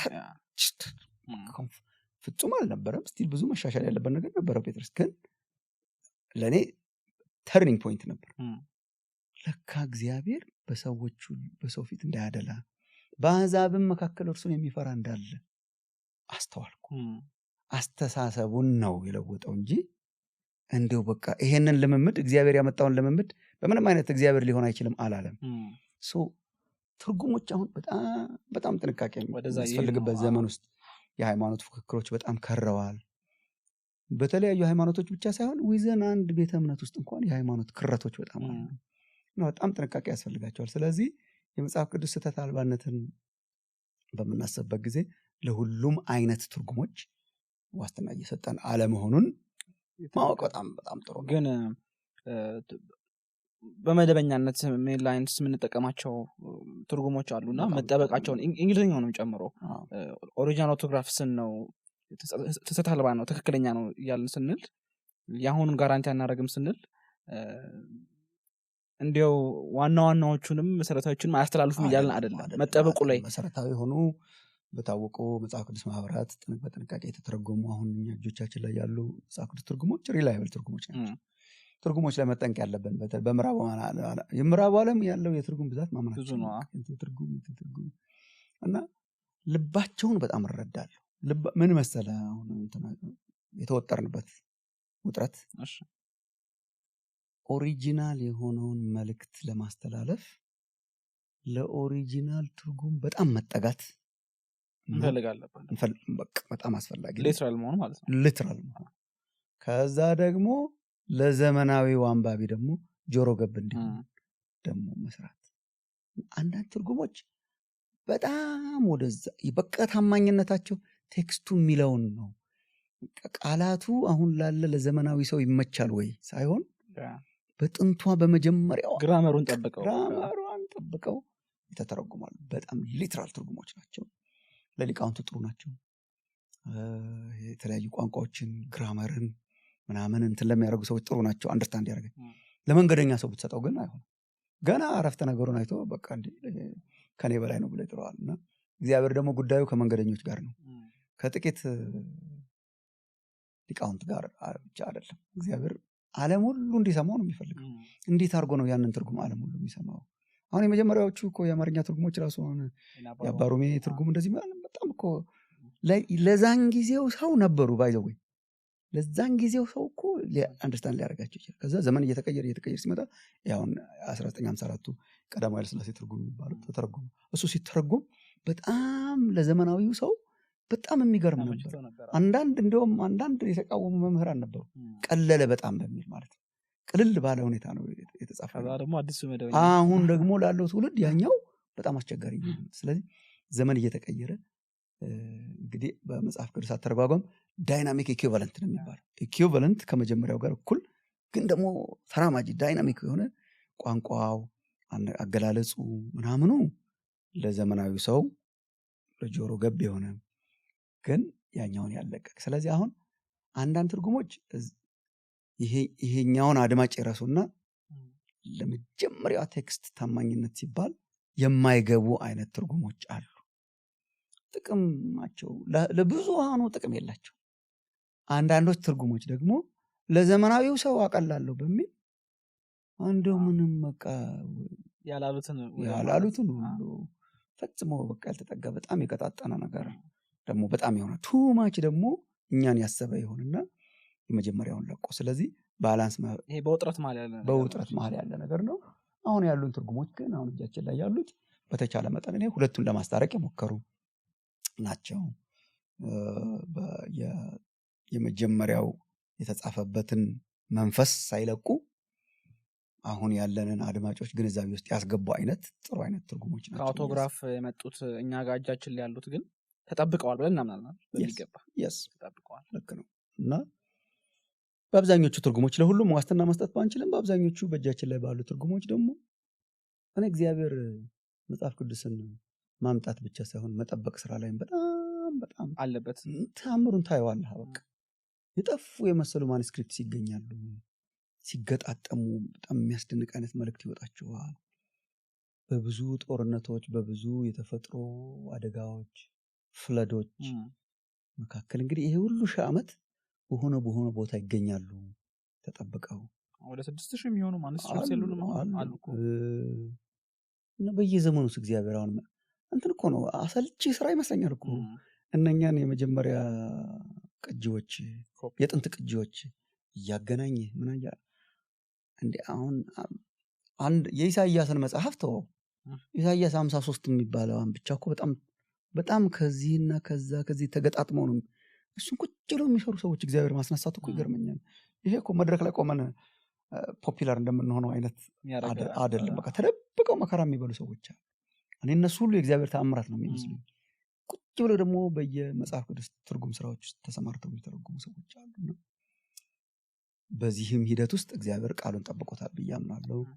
መተርጎም አለበት። አሁን ተጨማሪ ትርጉሞች ያስፈልጋሉ የሚባለው በብዙ የኢትዮጵያ ቋንቋዎች ገና መጽሐፍ ቅዱስ አልተተረጎመም። በጣም ጥቂት ነው ያሉት። በጣም የኢትዮጵያ መጽሐፍ ቅዱስ ማህበር ሄደህ ቼክ ብታደርግ ተጨማሪ ትርጉሞች እየተተረጎሙ ነው። ምክንያቱም ብዙዎቹ የኢትዮጵያ ቋንቋዎች አልተነኩም ገና። ስለዚህ በብዙ ቋንቋዎች መተርጎም አለበት። ደግሞ ያሉት ትርጉሞች ደግሞ ቀስ እያሉ ለዘመንኛው ደግሞ መዳበር እንዲሆኑ መዳበር እንትን ማድረግ አለባቸውና ትርጉሞች ያስፈልጋሉ። ግን እነኚህን ሚዛኖች የጠበቁ መሆን አለባቸው። መሳይ ተቃርኖችን ትንሽ መሳይ ተቃርኖች ያልናቸው እነኚህ አፓረንት ኮንትራዲክሽንስ እነሱን አይ ቲንክ በሚገባ ያነሷቸው ይመስለኛል። ግን አንድ ተያይዞ የመጣው ጥያቄ የማያምኑ ሰዎች ጋር ስንሆን በምን ያክል ጥልቀት እንሄድበት? ምክንያቱም በጣም የሚያነሱት ጥያቄ እሱ ስለሆነ እኔ እንደዚህ አይነት ነገሮችን ከማያምኑ ሰዎች ጋር በጥልቀት ለማውራት መሞከር እና ይሄንን ለመከላከል መሞከር በአብዛኛው ከንቱ ድካም ነው የሚመስለው። እኔ የማያምኑ ሰዎችን በተመለከተ ወንጌልን እንንገር ነው። ወንጌልን እንንገር። ሌትስ ፎከስ ኦን ዘ ጉድ ኒውስ። ቆይ እሱ ይደርስበት፣ ነገራችን ላይ እሱ ይደርሳል ነው። እኔ አሁን እከሌ ይሄኛው ወንጌል ጻፊ ሲጽፈው 2 ለማኞች አይነ ስውር ለማኞች መንገዱ ላይ ኢየሱስ አገኘ ይላል፣ ፈወሳቸው ይላል። ይሄኛው ወንጌላዊ ደግሞ ሲጽፈው 1 ነው የነበረው ስሙን በርጤሜዎስ ይባላል ይላል ማቴዎስ። 2 ነው ይላል፣ 1 ነው ይላል። መጽሐፍ ቅዱስ የተቃረነ ምናምን ሲል እንደርስበታለን ነው። ምክንያቱም ይሄ አይጎዳማ። ይሄ እኮ ብዙ አይጎዳም። ምንነግርህ ወንጌል ጋር አይጋጭም። በጣም ዋና ይሄ እኮ ማለት በቃ ለሞት እያጣጣረ ያለ ሰው መድኃኒቱን ይዘኸው ልትሰጠው በቃ ወሬ ቢያበዛብህ ማለት ነው። ቆይ መጀመሪያ የሙሰድና ሶሉሽን እንፍጠር ይገኝና ደና እንትኑን ንጽህና ለማየት እንሞክራለን። ክርስቲያኖች ወንጌልን ለማያምኑ ሰዎች ማድረስን በተመለከተ ከሃይማኖትና ከክርክሮች አይነት ሜንታሊቲ መራቅ አለብን። ወንጌል ጉድ ኒውስ ነው፣ የምስራች ነው። አሁን ለምሳሌ ከጫፍ እስከ ጫፍ ስንት አስደናቂ መልካም ዜና የያዘ መጽሐፍ ይዘን እነኚህ 2-3 ነገሮች ላይ ኢንጌጅ የሚያደርግን ሰው ቆይ መጀመሪያ ማለት ካልቻለን እኮ እኛ ራሳችን ተጨንቀናል ማለት ነው። እንዴት እነዚህ ዶክትሪናችንን አፌክት ያላረጉ ነገሮች እሱ አይደለም የመጽሐፍ ቅዱስ ዋና መልእክት። ሰው አይኑ ከተከፈተለት በኋላ አንዳንድ ዶክትሪኖችን ሰው አይኑ ከተከፈተለት በኋላ ሰው ኤክስፔሪየንስ ማድረግ ከጀመረ በኋላ ሰው ትልቁን ከያዘ በኋላ ሲሆኑ ኢቨን ባይመለሳቸው እኮ ትንሽ እኔ ያልተመለሰልኝም እያለ ቢኖር ይሻላል እኮ። ኢየሱስ ክርስቶስ አዳኝ መሆኑን ለሰዎች ኃጢአት መጥቶ መሞቱን መነሳቱን እሱ የእሱን የክርስቶስን ስራ ስንቀበል መዳናችንን ከገሃነም ማምለጥን ይህን በተመለከተ ባይገባኝም እንኳን ካለ የዘላለም ጥፋት ነው። አንዳንዶቹ ዝርዝሩ ባይገባንም እንኳን ነው ኢትስ ኦኬ። ስለዚህ እኔ ከማያምኑ ሰዎች ጋር ብዙ ኢንጌጅ ባናረግ ነው የምለው። ብዙ እኔ አም ኖት ሹር ይሄንን በሚገባ በአጥጋቢ መልስ ለማያምን ሰው መመለስ መቻላችንን እርግጠኛ አይደለም። ከባድ ነው። ከባድ የሚያደርገው ምንድነው? በትልቁ መንገድ ውስጥ ካላያቸው እነኚህ ቀጫጭን ነገሮች ሴንስ አይሰጡም። ቀጫጭን መስመሮች ናቸው። አሁን ካርታ ላይ እንደምታየው ቀጫጭን መስመሮች ሴንስ አይሰጡም። ዙም አድርገህ በትልቁ መንገድ ስታያቸው ማወቅ አለብህ አህጉሪቱ ጋር እንዳለ መጀመሪያ የት ነው እየሄድክ ያለው። መጀመሪያ የሚሄደውን ዋናውን አውራ ጎዳና አይተህ ግን ቅርንጫፍ መንገዶችን ነው እንጂ መረዳት ያለብህ። ገና በአውራ ጎዳናው ሳትሄድ ቀጫጭኖቹ ነገሮች ላይ ብዙ ኢንጌጅ ባናረግ፣ አጨቃጫቂ ዶክትሪኖች ላይ በተመለከተ ሰው ወደ ክርስቶስ እንዲመጣ ፍቅሩን ኤክስፔሪየንስ እንዲያደርግ እግዚአብሔር እኮ አንዳንድ ጥያቄዎቻችንን የመለሰልን ከፍ ያለውን ጥያቄያችንን በመመለስ ነው። ምናልባት ከፍ ያለውን ጥያቄ መመለስ ሊሆን ይችላል የዚህ መልስ። ኢቨን ሰዎችም ጥያቄ ነሰሰርሊ ይሄ ላይ ሆን ይችላል። ትምክህትና ትዕቢትና ሊሆን ይችላል የልባቸው ይችላል። አንዳንድ ጊዜ ደግሞ አሁን እኛ ለምሳሌ ለማስረዳት ሞክረናል አይደል? እነኚህ መሳይ ተቃርኖዎች ምን እንደሆኑ እንደ አጠጋቢ መልስ ለመስጠት ሞክረናል። ግን ምናልባት ይሄ እውቀት እንኳን ከሌለን እኔ ራሴ ይሄ ነገር እንኳን አልገባኝም ማለት እኮ ትህትና እኮ ነው። እኔ ስለ እግዚአብሔር አንዳንድ ነገሮችን ይሄን አላውቅም ማለቴን ብዙ አላፍርበትም። ማላውቃቸው ነገሮች ብዙ አሉ መጽሐፍ ቅዱስ ላይ። የማውቀውንም አያስጥለኝም። የሆነ ነገር አለ ማወቅ። የማያምኑ ሰዎች ጋር ሳወራም እኔ ራሴ እግዚአብሔርን ዲፌንድ ላደርግለት አልሞክርም። ካልገባኝ አይገርምም ይሄ ነገር እኔም አልገባኝም ነበር ስትል እኮ ሁለታችንም መሳሪያ ጣልን። እስቲ አብረን ኤክስፕሎር እናደርግ። ይሄም እኮ ይሰራል እኮ በጣም ትህትና ነው። እግዚአብሔር የሚሰራበት መንገድ ነው። እና አንዳንድ ነገሮች እዚህ ላይ ያለ ቁጥርና እዚህ ላይ ያለ ቁጥር ከተጋጨ ልብ አላልኩትም ነበር። እስቲ ቆይ አብረን እንፈልግም እኮ በጣም ጥሩ ሊሆንልን። እኛ የእግዚአብሔር ጠበቆች ነገር ለመሆን በጣም መሞከር የለብንም። ራሱን በራሱ ዲፌንድ የሚያደርግ አምላክ ነው። ወደ እውነት የሚመሩ መሪዎች ምስክሮች ትሆናላችሁ እኮ። ዊትነስ እና አቶርኒ እንትን እኮ በጣም የተለያየ መሰለኝ። ዊትነስ እኮ ዊትነስ ነው። ይሄን ተናግሮ የተባልነውን እናገራለን እናውጃለን። ዊትነስ ሁሉንም አያውቅም። ከዛ ሰውየው በቃ እግዚአብሔር ላይ ሲበሳጭም ሆነ ሲቆጣም ሆነ ሲደሰት እሱን እያየው ቆይ እንዳትነካው ምናምን። በጣም ራሱን አስከባሪ አምላክ ነው እግዚአብሔር በብዙ መንገድ እና እሱንም ትረስት ማድረግ በጣም ያስፈልጋል። መንፈስ ቅዱስን ትረስት ማድረግ በጣም ያስፈልጋል። እኔ ወደ ጌታ የመጡ ማቃቸው ሰዎች አሉ፣ ጥቂቶችም ቢሆኑ ያልገባኝንም ነገር አብረን በማውራት ከባድ ነው። ይሄ እኮ ከባድ ነው፣ የእግዚአብሔር ቃል ነው፣ ጥልቅ ነው ብለን መጀመር እኮ በጣም ጥሩ ነው። እኔም አልገባኝም ብለን መጀመር እኮ ነውር አይደለም። እኔም አልገባኝምን ዋና ዋና ዶክትሪን ላይ ስናደርገው ነው ክርስትና አደጋ ውስጥ የሚገባው። ዋና ዋናዎቹ ላይ ግን ኧረ ይሄም ለእኔም ከባድ ነው፣ ይሄ ደግሞ አይሰራምና የገባንን እንደገባ ምን መሰለህ የገባን ላይና መጽሐፍ ቅዱስ የሚጮኸው ላይ ብንጮህ ቀስ ብሎ የሚያወራው ላይ ቀስ ብንል በጣም ጥሩ ነው። እኛም አሁን አንድ ብዙ ጊዜ ክርስቲያኖች መጽሐፍ ቅዱስ ቀስ ብሎ የሚያወራው ላይ በጣም እንጮሃለን። በጣም የሚጮኸውን ቀስ ብለን እናወራለን።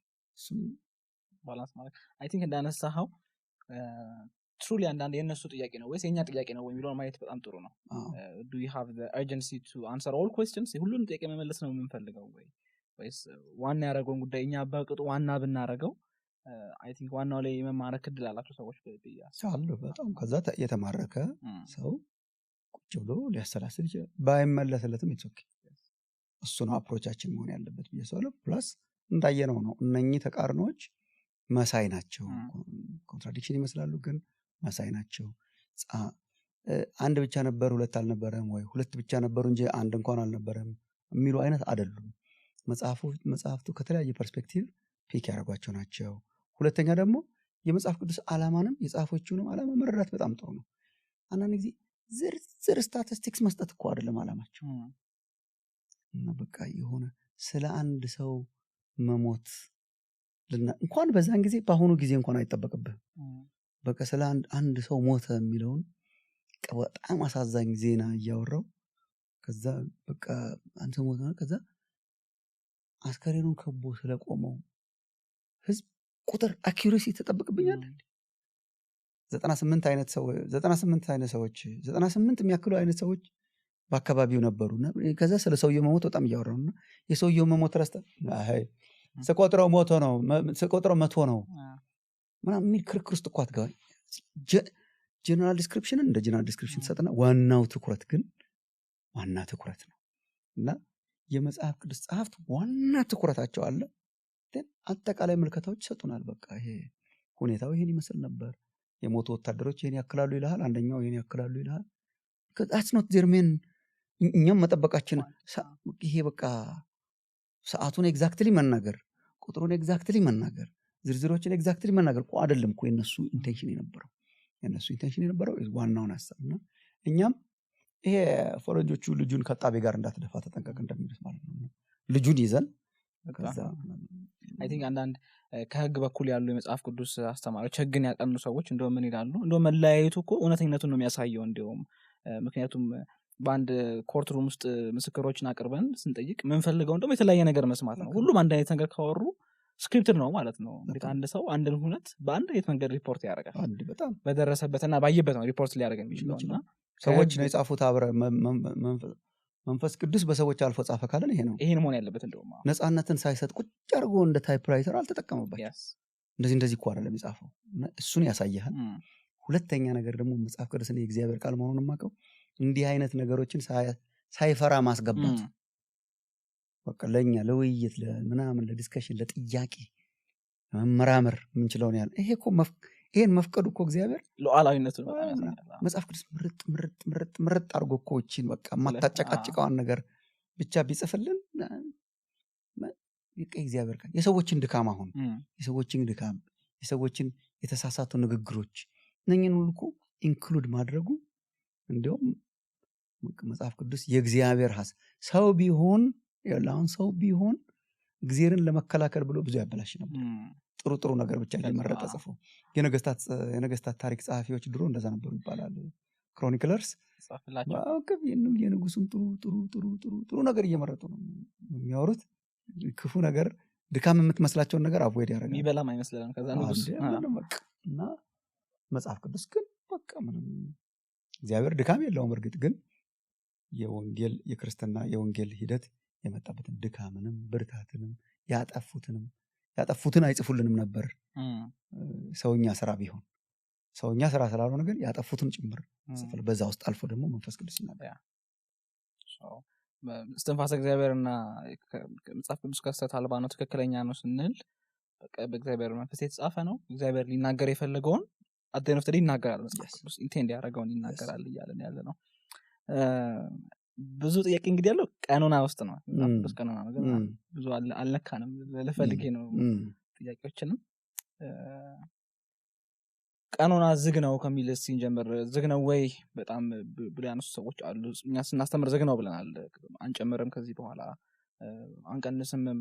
እግዚአብሔር ሊናገር የፈለገውን ተናግሮ ጨርሷል። ማጥናት መማር ነው የኛ ስራ ብለናል። እና ዝግ ነው ማለቱ ለምን አስፈለገ? ለምንድን ነው ዝግ ነው ምንለው? አንደኛ የተነሳ ነው የብሉይ ኪዳን ቀኖናን ስንወስድ ካናን ኦፍ ዘ ኦልድ ቴስትመንት ኢየሱስ መጥቶ አፕሩቭ እንዳደረገው እርግጠኛ እኔ ቀኖናን በተመለከተ ክርስቲያኖችንም መክረው የመጀመሪያዎቹን የመጽሐፍቱን ተቀባይ ህዝቦች በጣም ሲሪየስሊ ማድመጥ፣ ከሁሉ በላይ ደግሞ ጌታችን ኢየሱስ ክርስቶስ ትሪት ያደረገበትን መንገድ በደንብ ማየት፣ ሶስተኛ ደግሞ ቅዱሳን ሐዋርያት እዛ ላይ ብናቆም በጣም ሴፍ ነው። አሁን ለምሳሌ 39 የብሉይ ኪዳን መጽሐፍ ተነሳን። ለመጨመር አልሞከረ ኢየሱስ፣ ለማሻሻል አልሞከረ፣ ለመቀነስ አልሞከረ፣ እንትን ለማድረግ እሱኑ ይዞ ነው የሰበከው፣ እሱኑ ይዞ ነው ያስተማረው። እንዲያውም በመቅደስ በመሰዊያ መካከል ከገደሉት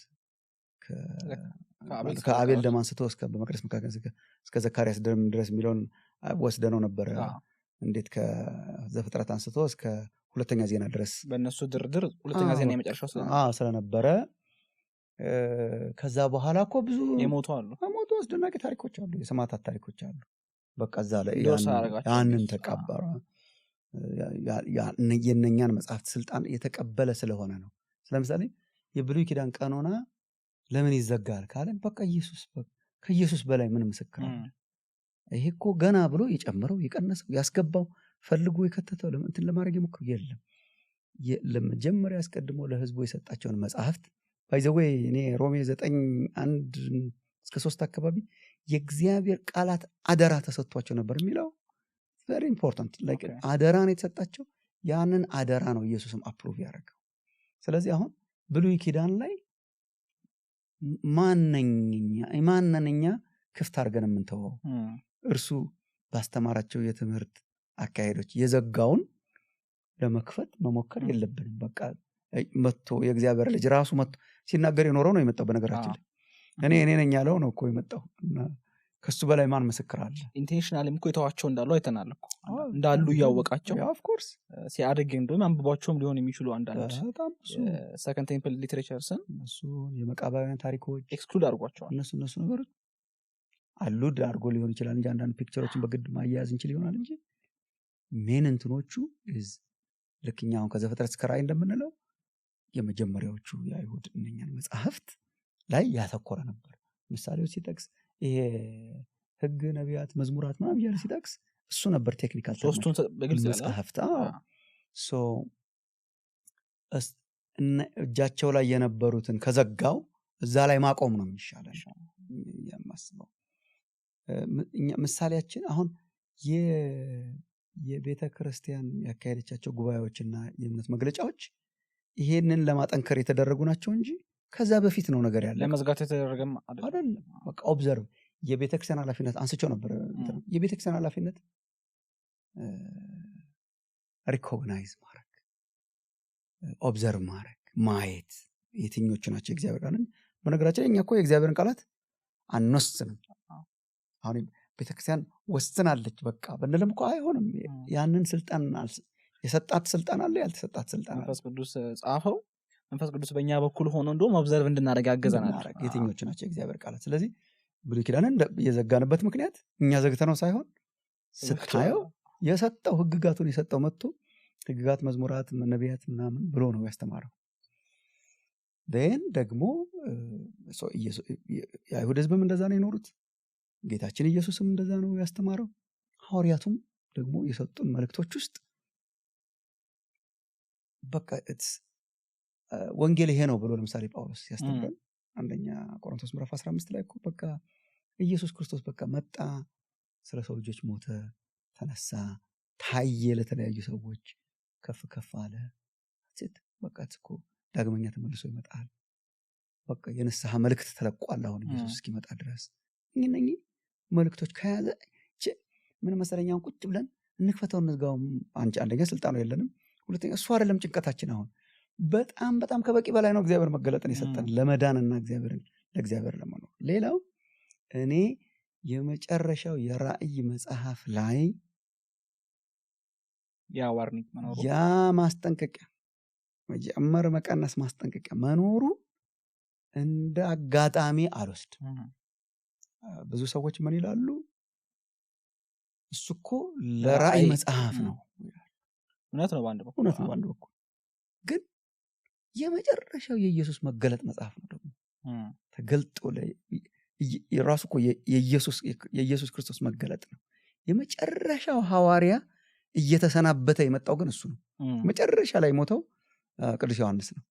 በሱ የመጣ መጨረሻ ክፍለ ዘመኑ እዛ ላይ መሆኑ፣ እዛ ላይ መምጣቱ ማስጠንቀቂያዎች ሌሎቹ መጽሐፍት ላይ ዕብራውያን ላይ ምናምን ላይ ብዙ አታይም። የመጨረሻው ላይ መምጣቱ ግን እኔ እንደ አጋጣሚ ሳይሆን እንደ እግዚአብሔር መለኮታዊ ከለላ አርጋ ቤተክርስቲያን መውሰዷ ትክክል ነው። ቤተክርስቲያንም እንደዛ ነው የወሰደችው፣ መጨመር መቀነስን ለብዙ ዘመናት። እሱ ከለላ በጣም ጥሩ ነው ብዬ አስባለሁ። ስለዚህ እኛ ቀኖና ዝግናው በምንልበት ጊዜ የአይሁድንም ህዝብ ኢየሱስ ክርስቶስንም የመጀመሪያዎቹንም ሐዋርያት ኢየሱስ ክርስቶስም ደግሞ ያስጠነቀቀ የመጨረሻው ማስጠንቀቂያ እነኝን ሁሉ ስንወስድ ነው። አንድ እሱ ነው። ሁለተኛ ግን የቅዱሳት መጽሐፍት በቂነት ያልነው ሰፊሽንሲ፣ ሰው እግዚአብሔርን ለማወቅ እሱን ለመምሰል እሱን ለማስከበር የሚበቃውን ያህል ሰጠን እኮ። በቃ ቅዱስ ቃሉም እንደሚነግረን እሱን የሚያክል ስለሰጠን በሱ ምክንያት ነው ቀኖና ዝግ ነው የምንለው። ትንሽ አንዳንድ ሀሳቦችን እያዳበርን እንቀጥል። ለምሳሌ ካነን ውስጥ ያሉ እኛ የምንቀበላቸው መጽሐፍት አሉ፣ ግን ጸሐፊያቸውን ማናቃቸው አሉ። እዛ ላይ ምን ያክል እርግጠኛ መሆን እንችላለን? አንዳንድ ሰዎች የአስቴርንም አንስተዋል። ለመግባት ትንሽ ታግሎ ስለነበረ በቤተክርስቲያን አባቶች መካከል ኩዌስችን ስለነበረው ዕብራውያንንም አንስተዋል። እና እሱ ላይ ትንሽ ሪፍሌክት እናርግና ቀጥሎ ደግሞ ማቴዎስ ወንጌል 27 ላይ የተጠቀሰ አንድ በኤርሚያስ ላይ ተፈጸመ የተባለ ትንቢት ኤርሚያስ ላይ የለም፣ እንደውም ተረፈ ኤርሚያስ ላይ ነው ያለው፣ እነሱን ደግሞ መካተት ይገባ ነበር አይነት ሀሳቦች አሉና ለማካተት የሚያስቸግሩ ግን ያካተትናቸው አሉ። ደግሞ ማካተት ኖሮብን እንደ ይሁዳም የጠቀሰው አይነት ሄኖክን ያላካተትናቸው አሉና ትንሽ እሱ ላይ ሪፍሌክት ማድረግ ብንችል። የተጻፉ መልእክቶችን የጸሐፊዎች እርግጠኝነት አለመኖር ነው የመጀመሪያው ጥያቄ። እሱን በተመለከተ ያው ግማሽ ግማሽ እኮ ነው። የሰው ጸሐፊውን ነው ያለው እርግጠኛ መሆን ያቃተን። ዋናውን ጸሐፊ እኮ እርግጠኛ ነን። በመንፈስ ቅዱስ ነጂነት የተጻፈው ለመሆናቸው እርግጠኞች ነን። ምክንያቱም በመንፈስ ቅዱስ ነጂነት ለመጻፋቸው ማረጋገጫዎቹ ቅድም ያልናቸው ማረጋገጫዎች እንደተጠበቁ ሆነው ከሌሎች ከተገለጡ ቅዱሳት መጽሐፍት ጋር አብሮ የሚሄድ ትምህርት ነው ያላቸው። እርግጠኛ ያልሆንባቸው ጸሐፍቱ አጠናካሪ ናቸው እንጂ አፍራሽ አይደሉም። እግዚአብሔር እስከዛሬ ድረስ ለሕዝቡ ሲገልጥ የነበረውን መገለጥ የሚያጠናክሩ ናቸው። ሁለተኛ ደግሞ እርግጠኛ አይደለንም ማለት እርግጠኛ አለመሆናችን ከኛ ዘንድ ነው እንጂ ኢትስ ላይክ የታወቁ ጸሐፊዎች እኮ ጽፈውታል።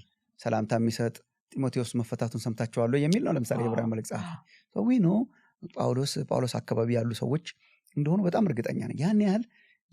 ያን ያህል በጣም ሲሪየስሊ የሚያደናግር አይነት አይደለም። ሁለተኛ ደረጃ ቅዱሳት ሰዎች በመንፈስ ቅዱስ ነጂነት ጻፉት ካልን the main author መንፈስ ቅዱስ ነው። the human author እርግጠኛ ያልሆንባቸው አሉ። ይሄ ፋክት ነው። ግን ከመጽሐፍ ቅዱስ የእግዚአብሔር ቃልነት አንጻር ችግር የማይፈጥረው ከተገለጡ መገለጦች ጋራ አብሮ የሚፈስ መሆኑ። አሁን የዕብራውያን መልእክት ነው አንዱ እርግጠኛ ያልሆንበት ምንስ ቢሆን ያ የኢየሱስ ክርስቶስ መገለጥ በወንጌላት ላይ የተጻፈ በቅዱስ ጳውሎስ መልእክቶች ላይ ተጠናክሮ የተገለጠ በሌሎች ሐዋርያት ትምህርት የተገለጠ it's an amazing revelation of Christ so የጸሐፊው ላይ ያለን የእርግጠኝነት አለመኖር ጭንቅ እስከማይመስልህ ድረስ ብሪሊያንት የሆነ ሬሌቫንስ ሬቨሌሽኑ አስገራሚ ነው። ራእዩ ኦልሞስት ያኛውን ኢንሲግኒፊካንት ያደርግብሃልና ትልቅ የሆነ የክርስቶስ መገለጥ ያለበት መጽሐፍ ነው። ከሌሎች መገለጦች ጋር አብሮ የሚፈስ መጽሐፍ ነው። በሱ ምክንያት ትንሽ ችግር ነው እንጂ እንደሆነ ችግር ማየት የለብንም ብዬ አስባለሁ። ጥቂት መጽሐፍት ስለሆኑ ቀኖና ውስጥ ያው እንግዲህ ቀኖና ውስጥ የገቡ መጽሐፍት በየዘመኑ ጭቅጭቆች፣ ክርክሮች ያስነሳሉ። አሁንም ድረስ እንትን መጽሐፍን አንፈልገው የሚሉ እኮ አሉ። ኢዮብ መጽሐፍ የሚባል ነገር የሚሉ እኮ አሉ። ሰው ፍላጎት የተለያየ ነው። ጌታችን ኢዮብ መጽሐፍ አላለም። ኢዮብን እንደምሳሌ ጠቀሰው እንጂ እንደው እንደዛ አላለም። እንትና መጽሐፍ ቢወገድ የሚሉ ሰዎች እኮ አሉ። ማርቲን ሉተር እኮ የራሱ ችግር ነበረበት ያዕቆብ በተመለከተ ምን በቃ ይሄ ነገር በቃ ባይገባ ጥሩ ነው፣ ከገባ እንኳን በሉይ ኪዳን ውስጥ ይገባ ምናምን የሚል ኮንት በነበረበት አውድ እንደዛ ያስቀምጣል። አም ግላድ ያልተንበረከከች ቤተክርስቲያን ስለመኖር አይዛን ጊዜ ሉተር ከፋው እንዴ በቃ ያዕቆብን በቃ እንተወው ስላላለች ቤተክርስቲያን በታሪክ ውስጥ ሰዎች ናቸው። በነገራችን ላይ ሐዲሳውያንም ቢሆኑ የዘመኑ ሰባኪዎችን ብንሆን ሰዎች ነን። በስሜት ላይ ተመስርተን እንትናን አስወግደው እንትናን ጻፈው እንትናን አይ ቲንክ አስቀድመን እንዳስገባ ነው ስለሚሰማን ነው ሰዎች ይጨቃጨቁ ምንፈራው ሜቢ እኛ አላስገባንም አይደል? እንደዚህ ነው የምናየው መጽሐፉን አንዳንድ ጊዜ ከስር እንደዚህ ነው ግን ሊያይን የሚገባው ኦቶሪቴቲቭ ነው። እና አሁን ጌታችን እየጠቀሰ ከነኛ መጽሐፍት ካስተማረ እየጠቀሰ ነው ማስተማር ያለብን ኦቶሪቴቲቭ ስክሪፕቸር ስለሆነ። ስለዚህ የሚያዩን ሰዎች ግን ማሰብ ያለባቸው ቀኖና ውስጥ ይግባ አይግባ እንትና ይቅር እንትና ይግባ እንትና የሚሉ ሂደት እና ክርክሮች ጥንትም ነበሩ፣ ዛሬም አሉ፣ በተለያዩ ምክንያቶች አሉ። ግን የመጽሐፍት ቀኖና ግን በኢየሱስ ትምህርትና በሐዋርያት ትምህርት ላይ ተመስርቶ የተዘጋ ስለሆነ ለማውጣትም ለማስገባትም ስልጣኑ የለንም። የመተርጎም ስልጣን ነው እኛ አሁን ያለን በሚል መያዙ በጣም አስፈላጊ ነው። ግን ክርክሮቹ መኖራቸውን መካድ አንችልም። የአስቴር መጽሐፍ ኢንክሉድድ አልነበረም አት ሳም ፖይንት። እንደ ሌሎች ደግሞ ይመጡና ከሌላ መጽሐፍ ጋር ደርበው ያስገቡታል። በሂደት ውስጥ ነው እግዚአብሔር የሰራው። ከዛ ጌታችን በመጣበት ጊዜ ግን በእጁ ላይ ካሉት መጽሐፍት መካከል አንዱ እሱ ነው ነበር። አስቴር እንደዚህ ታትሞ ተጠርዞ ሳይሆን ከነኛ ስክሮልስ መካከል ወዘናን ኢሹ ለኢየሱስ እንዳለ የተቀበልነው ለዛ ነው። አሁን እኛ 39 መጽሐፍት የምንላቸው በሙሉ አሉ በዛን ጊዜ በነበሩ ስክሮልስ ጥቅልሎች ውስጥ። እሱን መውሰድ ነው ለኛ ሴፍ የሚሆነው። ጭቅጭቆች በመካከል ተነስተው እንደነበረ ባንከ ማቴዎስ 27 ላይ ያለውን ሐሳብ ማቴዎስ 27 ላይ ያለው ሐሳብ ልክ ነው፣ አከራካሪ ነው። አከራካሪነቱ ምንድነው? ቁጥር 9-10 ላይ 9-10 ላይ አይደለ? ይሄ የይሁዳ አንደኛ በ30 ብር አንደኛው ፓርት በ30 ሲልቨር ኮይንስ በ30 ብር መሸጡ፣ ከዛ ደግሞ መሬት ስለመገዛቱ እና የኤርሚያስን ትንቢት ነው የሚጠቅሰው ማቴዎስ የሚለው የኤርሚያስን ትንቢት ነው የሚጠቅሰው። ምናልባት ያ ክፍል ብዙ ጊዜ ያደርጋሉ ወንጌል ጸሐፊዎች፣ ማርቆስም አድርገዋል። አይ ቲንክ ማርቆስ ወንጌል ወደ ምዕራፍ 3 እንደዚህ አካባቢ ሁለት ጥቅሶችን አንድ ላይ 3 ጥቅሶችን አንድ ላይ ይደረድራሉ። አሁን ጳውሎስን ሮሜ 1 ላይ ምናምን ስታየው ማት ጥቅሶችን ከዳዊት መዝሙር ከንትን ከምዕራፍ ምን አይመጣ ነው አንድ ላይ ጥቅሶች በወንጌላቱም ውስጥ አሉ። ከኢሳይያስ እና ከዚህ ምናምን አድርገው የሚጠቃቅስ በትንቢት እንደተጻፈው ብለው ማለት ነው። እዚህ ላይ ችግር ያደረገው በኤርሚያስ ትንቢት ነው የሚለው ኤርሚያስን ነው ፒክ ያደረገው። ሁለቱ ቃላት አሉድ የተደረጉት አንደኛው ከዘካርያስ መጽሐፍ ነው። ይሄ በሲልቨር ኮይን መሸጡ ዘካርያስ ምዕራፍ 11 ቁጥር 13 አካባቢ አለ። ከዛ የተወሰደ ነው፣ ከዘካርያስ ነው የወሰደው። መሬት መገዛቱ ከሸክላ ሰሪና መሬት መገዛቱ ምናልባት የመጣው ከትንቢተ ኤርሚያስ ነው።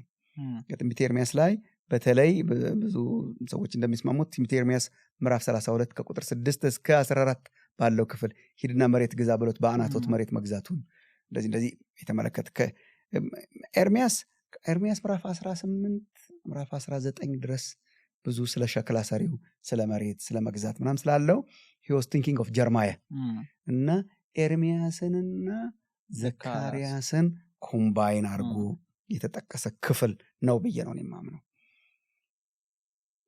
for some reason የማቴዎስ ኢንተርፕሬቴሽን ምክንያቱም የመጽሐፍ ቅዱሳት መጽሐፍትን ለሚያውቅ ህዝብ የተጻፈ ነው። ማቴዎስን ስትወስደው it's not like ለቅዱሳት መጽሐፍት አዲስ የሆነ ህዝብ እነሱ ግራ አይጋቡም። ኢንተርፕሬቴሽን የተለመደ ነው፣ ትርጉም የተለመደ ነው፣ ጥቅሶችን አጋብቶ መናገር የተለመደ ነውና ኤርሚያስ እንዲህ አለ ሲል እንዴት የዘካርያስን ቃል እንደዚህ ይላል የሚል አስተሳሰብ አልነበረም። ኤርሚያስን for a variety of reasons ከዘካርያስና ከኤርሚያስ ጠቅሶ ኤርሚያስን አስቀድሟል ጠቅሶታል። እንደው አንዳንዶቹ ምን ይላሉ ምን ያክል እርግጠኛ እንደሆነ ባላቅም ታዋቂ ነብይ ነው ኤርሚያስ እና ነቢያትን ወክሎ ኤርሚያስ ሲል necessarily እሱ ያለም ደግሞ ላይሆን ይችላል፣ ግን ነቢያትን እንደሚወክልም አድርገው ያስቀምጣል። ሶስት አማራጮች ነበሩት ማቴዎስ፣ ኤርሚያስ እና ዘካርያስ ብሎ መጻፍ unnecessary or ዘካርያስም ብሎ አንዱን መምረጥ or ኤርሚያስን ብሎ አንዱን መምረጥ። ኤርሚያስን መምረጡ ከዘካርያስ ይልቅ you could see ካለው ኤርሚያስ ካለው ሲግኒፊካንስ አንፃር ከንተን አንፃር ትንሽ የሚነሳው ክሌም ተረፈ ኤርሚያስ ጋር አለ ይላሉ ሰዎች። አንደኛ የተጠቀሰው መጽሐፍ 7 ምዕራፍ የለውም፣ ምዕራፍ 7 ቁጥር 3 ላይ ነው ያለው በሚል ስለጠየቀን አንባቢያችን ተረፈ ኤርሚያስ ምዕራፍ 7 ቁጥር 3 ላይ ነው የተጠቀሰው በሚል እዛ ሲሄድ ተረፈ ኤርሚያስ ምዕራፍ 7ም የለውም አይመስለኝም። አይደለም ከነኚህ ሁለት መጠቀሱ እኮ እንደውም በመጽሐፍ ቅዱስ ሊቃውንት ዘንድ ከነኚህ ከሁለቱ ከዘካርያስና ከኤርሚያስ የተጠቀሰ መልእክት ለመሆኑ ብዙ አጨቃጫቂ አይደለም። እንዴት ኤርሚያስን መረጠ የሚለው ነው አጨቃጫቂ። ወስደን እዛኛው መጽሐፍ ላይ ማስገባት ትክክል አይመስለኝም። ከብሉይ ኪዳን መጥቀስ የሚለውን ሐሳብ ካነሳን ክሊርሊ ስታስተምር ለማስቀመጥ የሞከርከው ነገር ነበረ።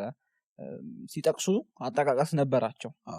ከስክሪፕቸር ከመጽሐፍ ቅዱስ ቀኖና ሲጠቅሱና ከሌሎች በሰዓቱ ይዘዋወሩ ከነበሩ ስነ ጽሁፎች ሲጠቅሱ ሚስተዋል ልዩነት ነበረ እና እሱ ላይ ትንሽ ማብራሪያ መስጠት ብንችል። መጀመሪያ ደረጃ ከሌሎች መጽሐፍት አሁን አዋልድ መጽሐፍት ከምንላቸው መጥቀሳቸው የሚያመላክተን ጠቢብ ልቡን ክፍት ማድረግ ያስፈልጋል። ከተጻፉ ሃይማኖታዊ መጽሐፍት መርሆችን መማር ይችላል። እንደኛ ጥብብ ያሉ አይደሉም። ጥብብ ያሉ በዘመኑ የነበሩ መንፈሳዊ መጽሐፍትን እንደ እግዚአብሔር ቃላት ያልተቆጠሩትን ሁሉ የመረመሩ ያወቁ ነበሩ ማለት ነው። እሱ በጣም ትልቅ ኢንካሬጂንግ ትምህርት ነው። ግን አጠቃቀስ ላይ በአብዛኛው ሐዋርያቱና ኢየሱስ የጠቀሱት ከቅዱሳት መጽሐፍት ነው፣ ከብሉይ ኪዳን ከምንለው። እሱን ደግሞ በጣም ግልጽ የሚያደርጉት በመጽሐፍት እንደዚህ ተብሎ እንደተጻፈው ኦቶሪቴቲቭ በሆነ መንገድ ነው የሚጠቅሱት። በመጽሐፍት እንደዚህ ተብሎ እንደተጻፈው ብለው ሲሉ መጽሐፍ እንደሚል ብለው መጽሐፍ እንደሚል as scripture says ይሄ በጣም በቃ ከቅዱሳት መጽሐፍት ሲጠቅሱ ነው። እንግዲህ የመጽሐፍ ቅዱስ ጸሐፍት ያው በትምህርቱ ላይ እንዳነሳሁት ነው ከሃይማኖታዊ መጽሐፍት ብቻ ሳይሆን ሃይማኖታዊ ካልሆኑ ነገሮችም ጠቅሰዋል እኮ። ባለቅኔዎቻችሁ እንዳሉት ሲል ለባለቅኔዎቹ ዜማም ሆነ ግጥም ስልጣን እየሰጠ አይደለም ጳውሎስ። ማያምኑ ፈላስፎች ናቸው። ባለቅኔዎቻችሁ ከእያንዳንዳችን የራቅ አይደለም እንዳሉትም እንዲያውም ሐሳቡን እኮ ወስዶታል። እግዚአብሔር እኮ ከኛ የራቅ አይደለም፣ አንዳንድ ባለቅኔዎቻችሁም ከእያንዳንዳችን የራቅ አይደለም እንዳስል የነሱን ጽሁፍ ወይ ግጥም ወይ ዜማ ስልጣን እየሰጠው ነው እንዴ? አይደለም። ስልጣን የሚሰጠው ተብሎ እንደተጻፈው ቢል አደጋ ነበር ወይ? ያንን ነገር ፈልገን ማግኘት ነበረብን። ጳውሎስ አገን ስለ ቀርጤስ ሰዎች አንዱ ነብያቸው እንደዚህ ብሎ እንትን እየሰጠው እኮ ኦቶሪቲ እየሰጠው አይደለም። የሚናገሩትን ነገር ህዝብ ከሚያውቃቸው መጽሐፍት ጠቅሰው በሚያደርጉበት ጊዜ በነፃነት ይጠቅሳሉ። ሄኖክን በትንቢቱ ያነሳዋል። የይሁዳ መልእክት፣ የሙሴን ስጋ የለመነበትን ታሪክ እንደዚሁ እግዚአብሔር ይገሥጽህ አለው እንጂ የስድብ ቃልን አልተናገረም የሚሉ እነኛው የተወሰዱ ናቸው ከሃይማኖት መጽሐፍት። ግን በእኩል የቅዱሳት መጽሐፍት ስልጣን በሚሆንበት ጊዜ በመጽሐፍት እንደዚህ ተብሎ እንደተጻፈው ብለው ነው የሚጠቅሱት። ከሌሎች ሃይማኖታዊ መጽሐፍት እና ከሌሎች ኢቭን እምነት ከሌላቸው ሰዎች ነገሮች እንኳን ሲጠቅሱ በጥንቃቄ ያንን ቴክኒካል ቃል አይጠቀሙም። በሚል ነው አይደንቲፋይ ያደረግን። መጠቀሱ በራሱ ስልጣናዊ አያደርገውም። የተጠቀሰው ሁሉ ባለስልጣን አይደለም። ከብዙ ነገር ተጠቅሷል። ኦቶሪቴቲቭ አያደርገውም ባይ ኢትሰልፍ። እንግዲህ እኛ እነኚህን ሌሎች ተጨማሪ መጽሐፍት የማንቀበልበት ወይ ደግሞ ከ66ቱ መጽሐፍት ተጨማሪ የማንቀበልበት ምክንያት ይሄ ብቻ አይደለም። ብዙ ምክንያቶች ደርድረናል። ኮንትራዲክቲንግ ነገር አላቸው። ራሳቸውም ክሌም አያደርጉም። እንዲሁም ነቢያት አለመኖራቸውም እነሱም ራሱ ይቃትታሉ። ጌታችን ኢየሱስ ክርስቶስ ኢንክሉድ አላደረጋቸውም። የመጀመሪያዎቹ ሐዋርያት ብዙ ምክንያቶች አሉ። አንዱ ነው እንጂ ብቸኛ ምክንያት ጥያቄያችን ስላነሱት ነው ያነሳ ነው። እኛ ትንሽ ቀኑን እያወራን ነው፣ ግን ብሉይ ኪዳንን ጨርሰን ወደ አዲስ ኪዳን እንድንመጣ የብሉይ ኪዳን ያው የነ ጳውሎስ የነ ኢየሱስ ባይብል ብለን እኛ ስናነሳ የምናነሳው ኦልድ ቴስተመንት ነው። እኛ ኦልድ ቴስተመንት ምንለውን ብሉይ ኪዳን እነሱ ላይሉት ይችላሉ፣ ግን እንደዛ ብለን የምናነሳውን ነው እነሱ የሚጠቀሙትና ኢየሱስ አንብቦ ያደገው እሱ ነው። ሐዋርያትም ቅዱሳት መጽሐፍት ሲሉ እነሱ ነው የሚጠቁሙትና ጳውሎስ እንዲሁም ለመዳን ጥበብን እንደሚሰጡ ይናገራል ጢሞቴዎስ መጽሐፍ ላይና እንደምታውቀው ደግሞ በእኛ በወንጌላውያኑ መካከል ለብሉይ ኪዳን ያለን እይታ ረግመዋል። ከአዲስ ኪዳን አንጻር ያው የምንፈልገውን እንመርጣለን። በእርግጥ ደስ የሚለንን የመዝሙረ ዳዊት ጥቅሶች እንወስዳለን፣ ግን ደግሞ እኩል የእግዚአብሔር ቃል ግን ከአዲስ ኪዳን እኩል ለመረዳትም ስለሚቸገረን አንዳንዴ ዝቅ የማድረግ ነገር አለ። አንድ ጥያቄያችን አንስቷል። በደንብ እሱ ላይ አስረግጣችሁ መናገር ብትችሉ the relevance of the Old Testament። በደንብ ቅዱሳት መጽሐፍት እያሉ በአብዛኛው ሪፈር ያደርጉት የብሉይ ኪዳን መጽሐፍት ነው። ከእግዚአብሔር አፍ የወጣ ቃል የሚለው ቅዱስ ጳውሎስ የብሉይ ኪዳን መጽሐፍት ነው። እግዚአብሔር እንዲህ አለ ብለው የተናገሩት የብሉይ ኪዳን መጽሐፍት ናቸው። ለትምህርታችን ነው ብለዋል። ታሪኮችን ይወስድና ለትምህርታችን ተጽፈዋል፣ ያስጠነቅቀን ዘንድ ተጽፈዋል ብላቸው የብሉይ ኪዳን መጽሐፍት ነው። ሐዋርያቱ እርግጥ ምናልባት ባለፈውም ጠቅሰነው ነበረ ከጌታችን ትምህርት ይሄ ለሰራተኛ ደሞዝ ይገባዋል ተብሎ ተጽፏል ሲል ጳውሎስ የዛን ጊዜ የኢየሱስ ትምህርቶች እነኚህ የወንጌል መጽሐፍት ኢኳሊ ከብሉይ ኪዳን መጽሐፍት ጋር አውቶሪቴቲቭ በሆነ መንገድ መታየት ሳይጀምሩ አይቀሩም በዛን ጊዜ። በአብዛኛው ግን የኦልድ ቴስትመንት ስክሪፕቸርስ እነኚህ የብሉይ ኪዳን መጽሐፍትን ነው ከእግዚአብሔር አፍ የወጣ ቃል የመዳንን ጥበብ ሊሰጡ የሚችሉ ቃላት የተባለው ነው። የብሉይ ኪዳን መጽሐፍት ያልተሻሩ መጽሐፍት ናቸው። ሕያው የሆነ እግዚአብሔር ቃል መዳንን የሚሰጥ እግዚአብሔር ብሉይ ኪዳንን ባነበብኩ ቁጥር በጣም አዲስ ኪዳን ነው ያለው። እኔ እንደውም ዚስ ዴይስ በጣም እገረማለሁ በነባቦች የኦሪት መጽሐፍትን ስታነብ አዲስ ኪዳንን አንብቦ ብሉይ ኪዳንን ለሚያነብ ሰው በጣም እግዚአብሔር በአዲስ ኪዳን በጣም ግልጽ ያደረገልን ኮንሴፕቶች በብሉይ ኪዳን መጽሐፍት ውስጥ አሉና የብሉይ ኪዳን መጽሐፍት ስለ እኔ ያወራሉ ነው ያለው ኢየሱስ። ስለዚህ እኮ በጣም ረሌቫንት ናቸው። መጽሐፍት ሁሉ ስለ እኔ ይናገራሉ ነው ያለውና የት ነው ያለው ኢየሱስ ብለን ነው እንጂ መፈለግ ያለብን በእያንዳንዱ አካሉ ስላለ የት ነው ያለው ክርስቶስ ነው እንጂ ኢኳሊ ኦቶሪቴቲቭ የሆኑና በዚህ ዘመን የሚናገሩ መጽሐፍት ናቸው። መልካም፣ ወደ አዲስ ኪዳን እንምጣ። አንድ አይነት ይዘት ያላቸው አራት ጥያቄዎች አሉ። አዲስ ኪዳን ላይ ያሉ በኋላ የመጡ ማኑስክሪፕትስ ላይ በኋላ የመጡ ቅጂዎች ላይ ተካተቱ፣ ግን ቀድሞ የነበሩ ቅጂዎች ላይ ማናገኛቸው ጥቅሶች አሉ። ለምሳሌ የማርቆስ ወንጌል ምዕራፍ 16 ሲያልቅ ከቁጥር 9 በኋላ ያለው አጨራረስ early manuscripts ላይ አናያቸውም የሚል ጥያቄ አለ። የአንደኛ ዮሐንስ ምዕራፍ 5 ላይ ስለ ስሉስ የእግዚአብሔር አሰራር ሲናገር ኤክስፕሊሲትሊ ትራይኒታሪያን የሆነው አገላለጽ በኋላ የመጡ ቅጂዎች ላይ የተካተቱ ናቸው። በዝሙት የተያዘችው ሴት ዮሐንስ ወንጌል ምዕራፍ 7 ላይ ያለችው ሴት ከቁጥር 53 እስከ ምዕራፍ 8 ቁጥር 11 ድረስ ያለው የእሷ ታሪክ እሱንም አንድ ላይ አንድም ልጨምር። ማቴዎስ ወንጌል 6:16 ላይ መንግስት ያንተ ናትና የምትለውም ቃል ዶክሶሎጂ ኦፍ ማቲ የሚሉት እነዚህ አይነት በኋላ የመጡ ላይ የተጨመሩ ናቸው እንጂ ቀድሞ የነበሩት ላይ አልነበሩም። እንዴት እናያቸዋለን የሚል ጥያቄ ተነስቷል። በመጽሐፍ ቅዱስ ጠለቅ ያለ መጽሐፍ ቅዱስን የሚያጠኑ ሊቃውንት ከሚማሯቸው ትምህርቶች መካከል አንዱ የቴክስቹዋል ክሪቲሲዝም የሚባል ነው። ቴክስቹዋል ክሪቲሲዝም ማለት በእጃችን ላይ ያሉ ቅጂዎች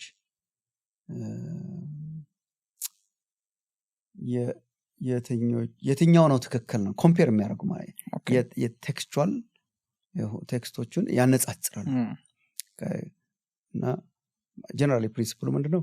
ቀደም ባሉ ቅጂዎች ውስጥ ሲገኙ ሞር ሪላይብል ናቸው። ከዛ ግን ተተርጉሞ ቀረብ ያሉት ደግሞ ሌስ ሪላይብል ናቸው። በሂደት ውስጥ የመጣ ስለሆነ ማለት ነው የዚህ መጽሐፍ ቅዱስ አተረጓጎምና አጠራረዝ። አንዳንድ ነገሮችን ቆይተው ባሉ ቅጂዎች ውስጥ ታገኛቸውና ቀደም ወዳሉቱ ስትሄድ አታገኛቸው። በእርግጠኝነት ማግኘት አይቻልም። የኬት መጡ ጥያቄ አለ። ቤተክርስቲያን ግን ኢንክሉድ እያረገቻቸው ያቆየቻቸው ማለት ነው። ይሄ ማለት እንግዲህ ወደ ኋላ በጣም ስትሄድ የማታገኛቸው፣ ቀስ እያልክ ግን የምታገኛቸው ናቸው። ስለዚህ በኋላ በቤተክርስቲያን አስተምህሮ ውስጥ አስተምህሮዋን መጽሐፍ ቅዱሳዊ ለማድረግ ጨምራቸው ነው ወይስ ምናልባት ያልተገኙ ማኑስክሪፕትስ ውስጥ የነበሩ ናቸው? እኛ እጃችን ውስጥ የሌሉ ማኑስክሪፕትስ እኮ ሊኖሩ ይችሉ ይሆናል። እዛ ውስጥ ያሉ ናቸው ወይስ ቤተክርስቲያን ጭናቸው ነው ይላል። እኔ በጥንቃቄ መያዝ አለባቸው ብዬ ነው የማስበው። አንደኛ 3-4 አይሞሉም። አንድ ሁለተኛ ወሳኝ የሆነ ዶክትሪንን ለማቆም የምንጠቀምባቸው ቢወጡ አስተምሯችን ይቀጥላል። ምንም እንትን አይደሉም። ይሄ ዮሐንስ 3:16 እንደዚህ የሆነ ፒለር ይሄ እኮ ባይኖር ነገረ ድነትን ለማብራራት ይከብድ ነበርም እንኳን የምትላቸው አይደሉም። እንዲሁም አጠናካሪ ናቸው። እንዴት ገቡ መቼ ገቡ ምናምን የራሱ የሆነ ታሪክ ሊኖረው ይችል ይሆናል።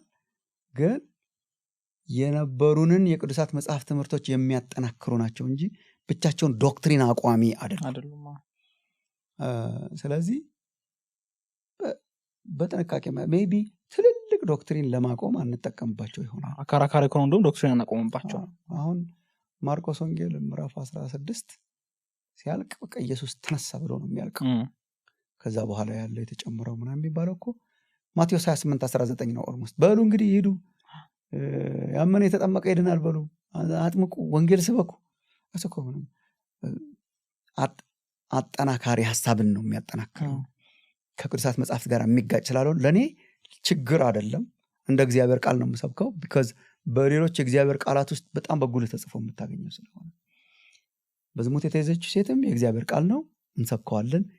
ከየትና መቼ እንደተጨመረ የትኞቹ ማኑስክሪፕትስ እንደሆነ በእርግጠኝነት መናገር አንችልም።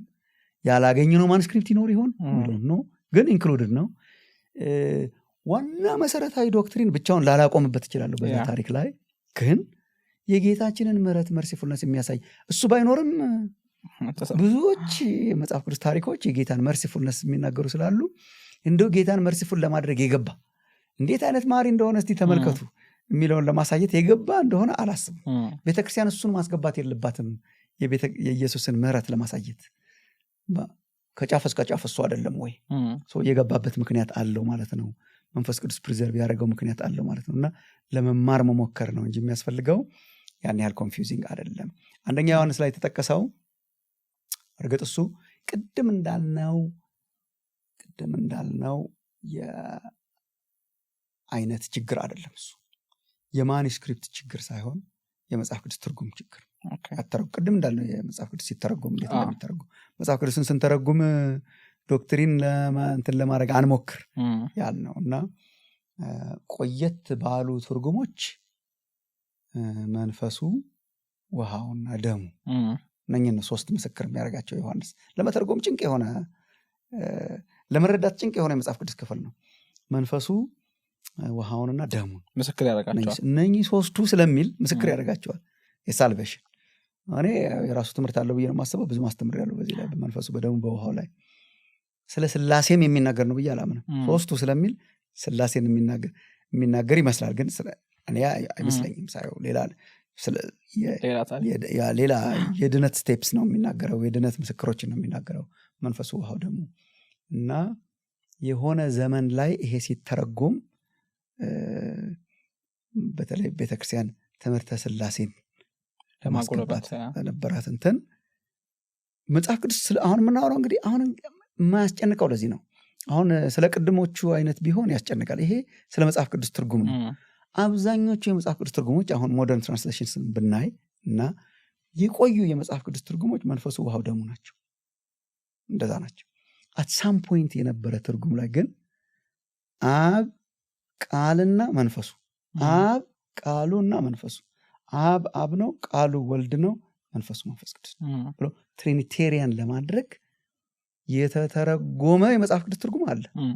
ልክ አሁን እንደሚተረጎመ የመጽሐፍ ቅዱስ ትርጉሞች በዚህ ጊዜ ማድረግ ያለብን አብዛኞቹ ትርጉሞች የቱ ላይ ነው የሚስማሙት? ኦሪጂናሉ ምን ይላል? ኦሪጂናሉ ምን ይላል? ቀደም ያሉ ቴክስት። ይሄ ቀላል ጥያቄ ነው። ወደ ኋላ ተመልሶ ኦሪጂናል ስክሪፕቶችን ማየት ነው። እና የሚያስተምረን ትምህርት ምንድን ነው? በመጽሐፍ ቅዱስ ትርጉሞች ውስጥ ቤተክርስቲያን አንዳንድ ጊዜ ዶክትሪኖቿን ለማስገባት ትሞክር ይሆናል። ስለዚህ የመጽሐፍ ቅዱስ ትርጉሞችን በጥንቃቄ መመልከት ያስፈልጋል። ወደ ኋላ ተመልሰን ግን ሪፈር በምናደርግበት ጊዜ መጽሐፉ ሊያስተላልፍ የፈለገው መልእክት ስለምናገኝ ዲስተርቢንግ የማይሆነው ትምህርተ ሥላሴ ያ ቴክስት አያስፈልገውም ማለት ቤተክርስቲያን እንኳን አስገብታው ከሆነ በትርጉም ይሄ በመጽሐፍ ቅዱስ ትራንስሌሽን ውስጥ አስገብታው እንኳን ከሆነ ዝም ብላ ነው የደከመችው። ትምህርተ ሥላሴ ከዘፍጥረት እስከ ራእይ ያለ ሙሉ ትምህርት ነው እንጂ ያ ጥቅስ ብቻ ነው ያቆመው ስላልሆነ። መልካም፣ ወደ ማጠቃለያው እየደረስን ያለ ነው። አንድ ኢንትረስቲንግ ጥያቄ ይመጣል አዲስ ኪዳን በተመለከተ ከቀኑና ጋር በተያያዘ ላንብበው ቀጥታ። በታሪክ ውስጥ ስንመለከት ሐዋርያው ጳውሎስ ለቆሮንቶስ ሰዎች 4 መልእክቶችን እንደጻፈ ይገመታል እና በምን ምክንያት ነው ሁለቱ መጽሐፍት መጽሐፍ ቅዱሳችን ውስጥ ያልገቡት ይላል። ከዚህ ጋር ተያይዞ አንድም ሰው በቆላስይስ መልእክት ላይ ጳውሎስ ወደ ሎዶቅያ የላከው መልእክት እንዳለ ይናገራል ይላል እና አሁን የት አለ? ቬሪ ኢንትረስቲንግ፣ በጣም ጥሩ ጥያቄ፣ ጥሩ ኦብዘርቬሽን ነው። የጳውሎስ ለቆሮንቶስ 4 መልእክቶች እንደጻፈ እርግጠኛ ነን። የሚገመታል ሳይሆን በጣም እርግጥ ነው። ምክንያቱም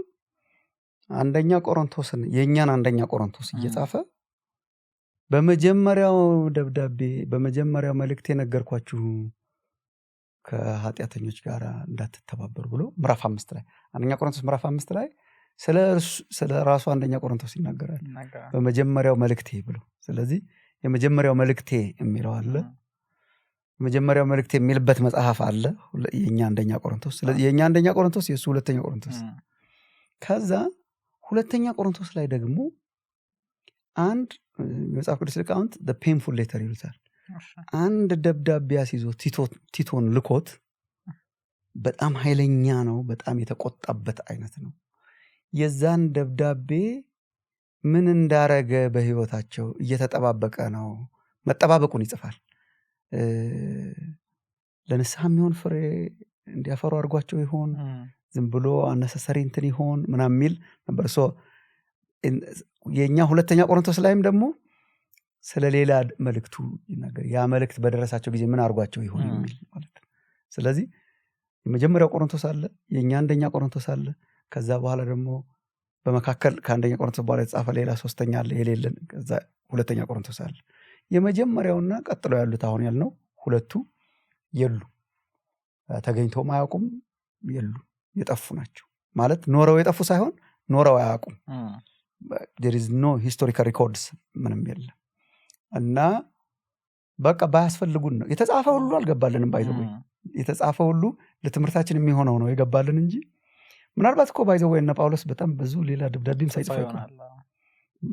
ሌሎቹም ሐዋርያት ባይዘው በጣም ብዙ ነገር ጽፈው ይሆናል። ግን በመንፈስ ቅዱስ ፕሪዘርቭድ የሆኑልን የሚያስፈልጉን ናቸው። ለቆላስይስም ለሎዶቅያ ስለጻፈው ደብዳቤ የለንም እኛ አሁን ምንም ሂስቶሪካል ኤቪደንስ ኖረው አያውቅም። እና እኔ የማምነው ባያስፈልጉን ነው፣ ኢረሌቫንት በመሆናቸው ነው። የጻፏቸው ደብዳቤዎች በሙሉ ስላልገቡ ካልገቡት መካከል መሆናቸው የሚል መልስ ነው ያለኝ።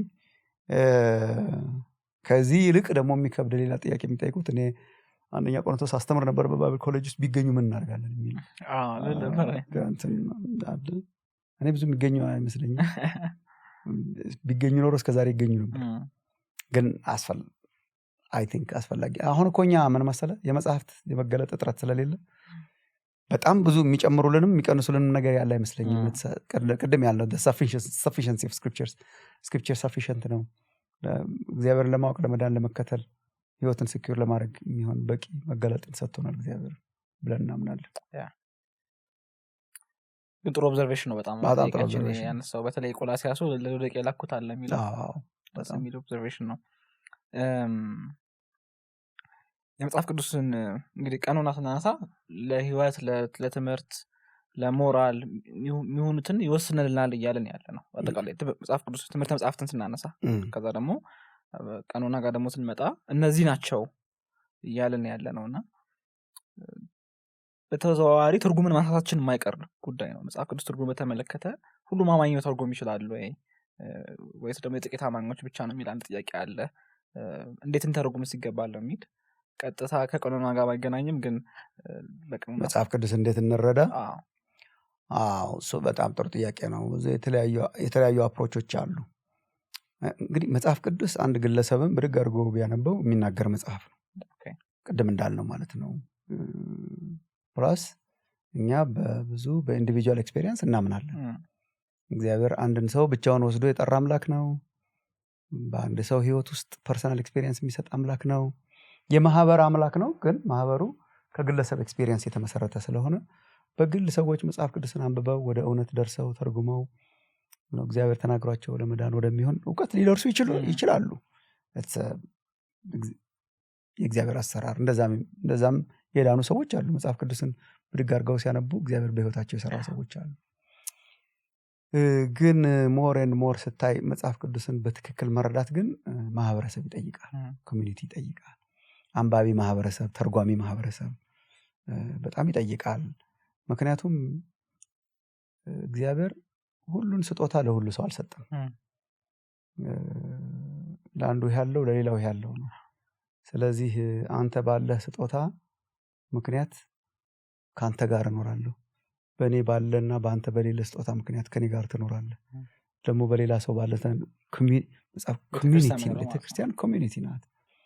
የመጽሐፉ ህዝብ ኮሚኒቲ ነው። ስለዚህ በዚህ ውስጥ አሁን ለምሳሌ አስተማሪዎችን ሰጠ ይላል። አስተማሪዎችን ሰጠ፣ መጽሐፍትን የሚያስተምሩ፣ መጽሐፍትን የሚተረጉሙ፣ መጽሐፍትን የሚያቀርቡ፣ ተርጉመው የሚያቀርቡልን፣ የሚያስተምሩን አስተማሪዎች ያሉት በኮሚኒቲ ውስጥ ነው። እና መጽሐፍ ቅዱስን መረዳት ኮሚኒቲን ይጠይቃል። ቢካዝ በቃ ፓርት ኦፍ የኮሚኒቲ ፋንክሽን ነው። እንደውም አሁን በዚህ ጊዜ በጣም መጠንቀቅ ያለብን ቱ ማች ኢንዲቪጁዋሊስቲክ የሆነውን ነገር በጣም ስላበዛ ነው። ለእኔ ይሄን ይናገረኛል፣ በቃ ይሄን ነው የማምነው እኔ የገባኝ እንደዚህ ነው ብለው በቃ አሉ። ቤተክርስቲያን እንደዚህ ነው የምታምነው፣ ግን እኔ እንደዚህ ነው። አይ ዶንት ቢሊቭ ኢን ዳት። ማህበረሰብ የመዳንን መንገድ አይወስንልንም። ማህበረሰብ ግን የእግዚአብሔርን ቃል በትክክል እንድንረዳ ያግዘናል። እየተጋገዝን ነው የምንበስለው።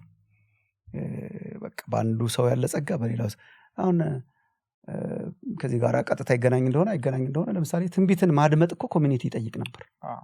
በቃ ትንቢት ሰጥቶኛል እግዚአብሔር እኔ በቃ ካመናችሁ ማኑ ብሎ ተናግሮ የሚሄድ ነብይ አልነበረም። አዲስ ኪዳን መጀመሪያ ዝም ይላሉ። ሌሎች ነቢያት ይመዝኑታል። ተራቸውን ይዘው ሌሎቹ ነቢያት ቁጭ ብለው አንደኛ ቆሮንቶስ 14 ላይ ይመዝናሉ። ይመዝኑት እነሱ ሰው ይፈተሻል፣ ይመዘናል፣ ይታያል። ኮሚኒቲው ያየዋል።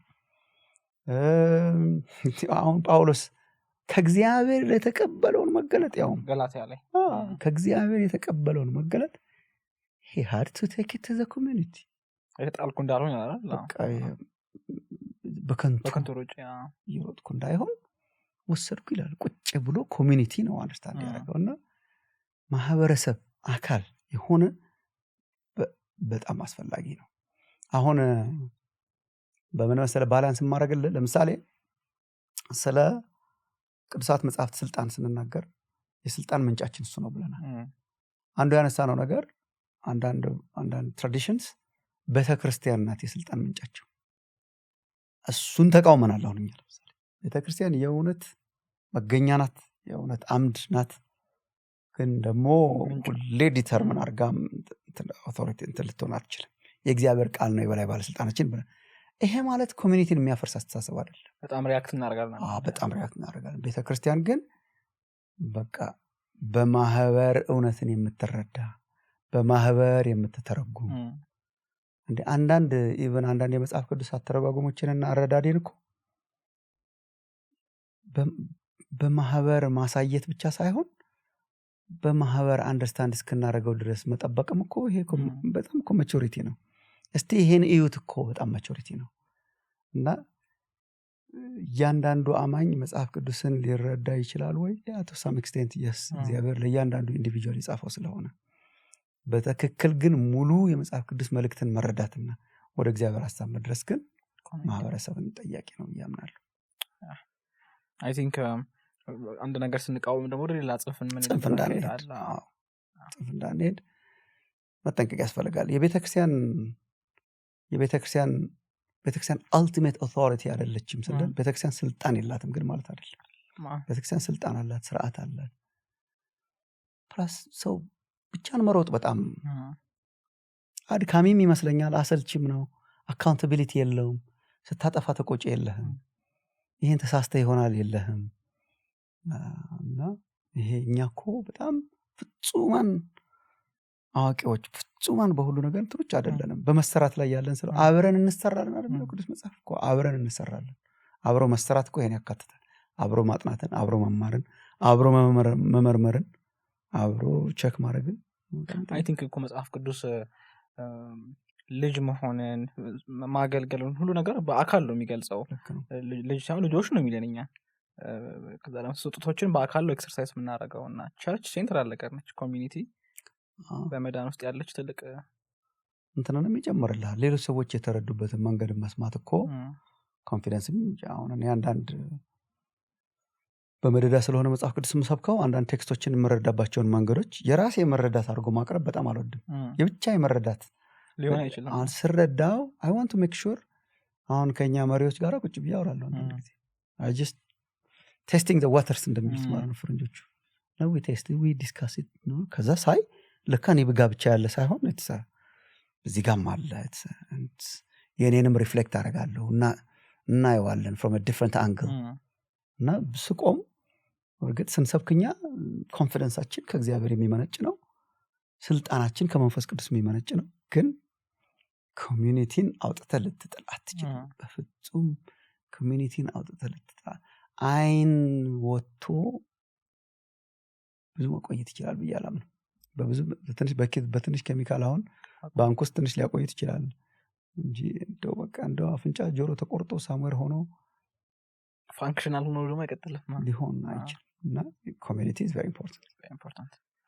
ወደ መጨረሻው ጥያቄ ነው ምን ሄደው ከዛ በኋላ ምናልባት የማጠቃለያ ሐሳቦችን እንሳልን ይሆናል። ግን ትምህርት ቀኖናን በተመለከተ የመጽሐፍ ቅዱስ ቀኖናን በተመለከተ በትምህርት መጽሐፍት ውስጥ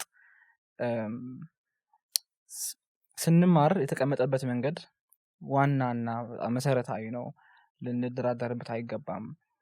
ልናነባቸው እንችላለን ሌሎቹን ጊዜ ካለን ከፍተማውን ጥሩ ነው። ግን ሁሉም ደግሞ የሚስማሙባቸው 66ቱን ነው ስልጣን ምንጭ አድርገን የምንጠቀመው ብለን ስንናገር አንድ ጥያቄያችን በእርግጥ በእንግሊዝኛ ነው የጠየቁት። ግን እንዲያው ከመዳንና ከጽድቅ ካሉ ዶክትሪኖች ጋር እኩል የምናስቀምጠው ነው ወይ? አከራካሪነቱ ትንሽ እንትን እንድናደርገው ያደረገ ነው። እኩል ቴብል ላይ ይቀመጣሉ ወይ in terms of their significance? የቅዱሳት መጽሐፍት ዶክትሪን እና የድነት ዶክትሪን ጀስቲፊካውን በእምነት ነው ምንድነው ብለን እንላለንና ቃል በቃል maybe ማንበብ ካለብኝ can we really put the doctrine of the Bible's canon at the same table with the doctrine of salvation or justification? Is it really a belief that we can't compromise or try to look from the other side?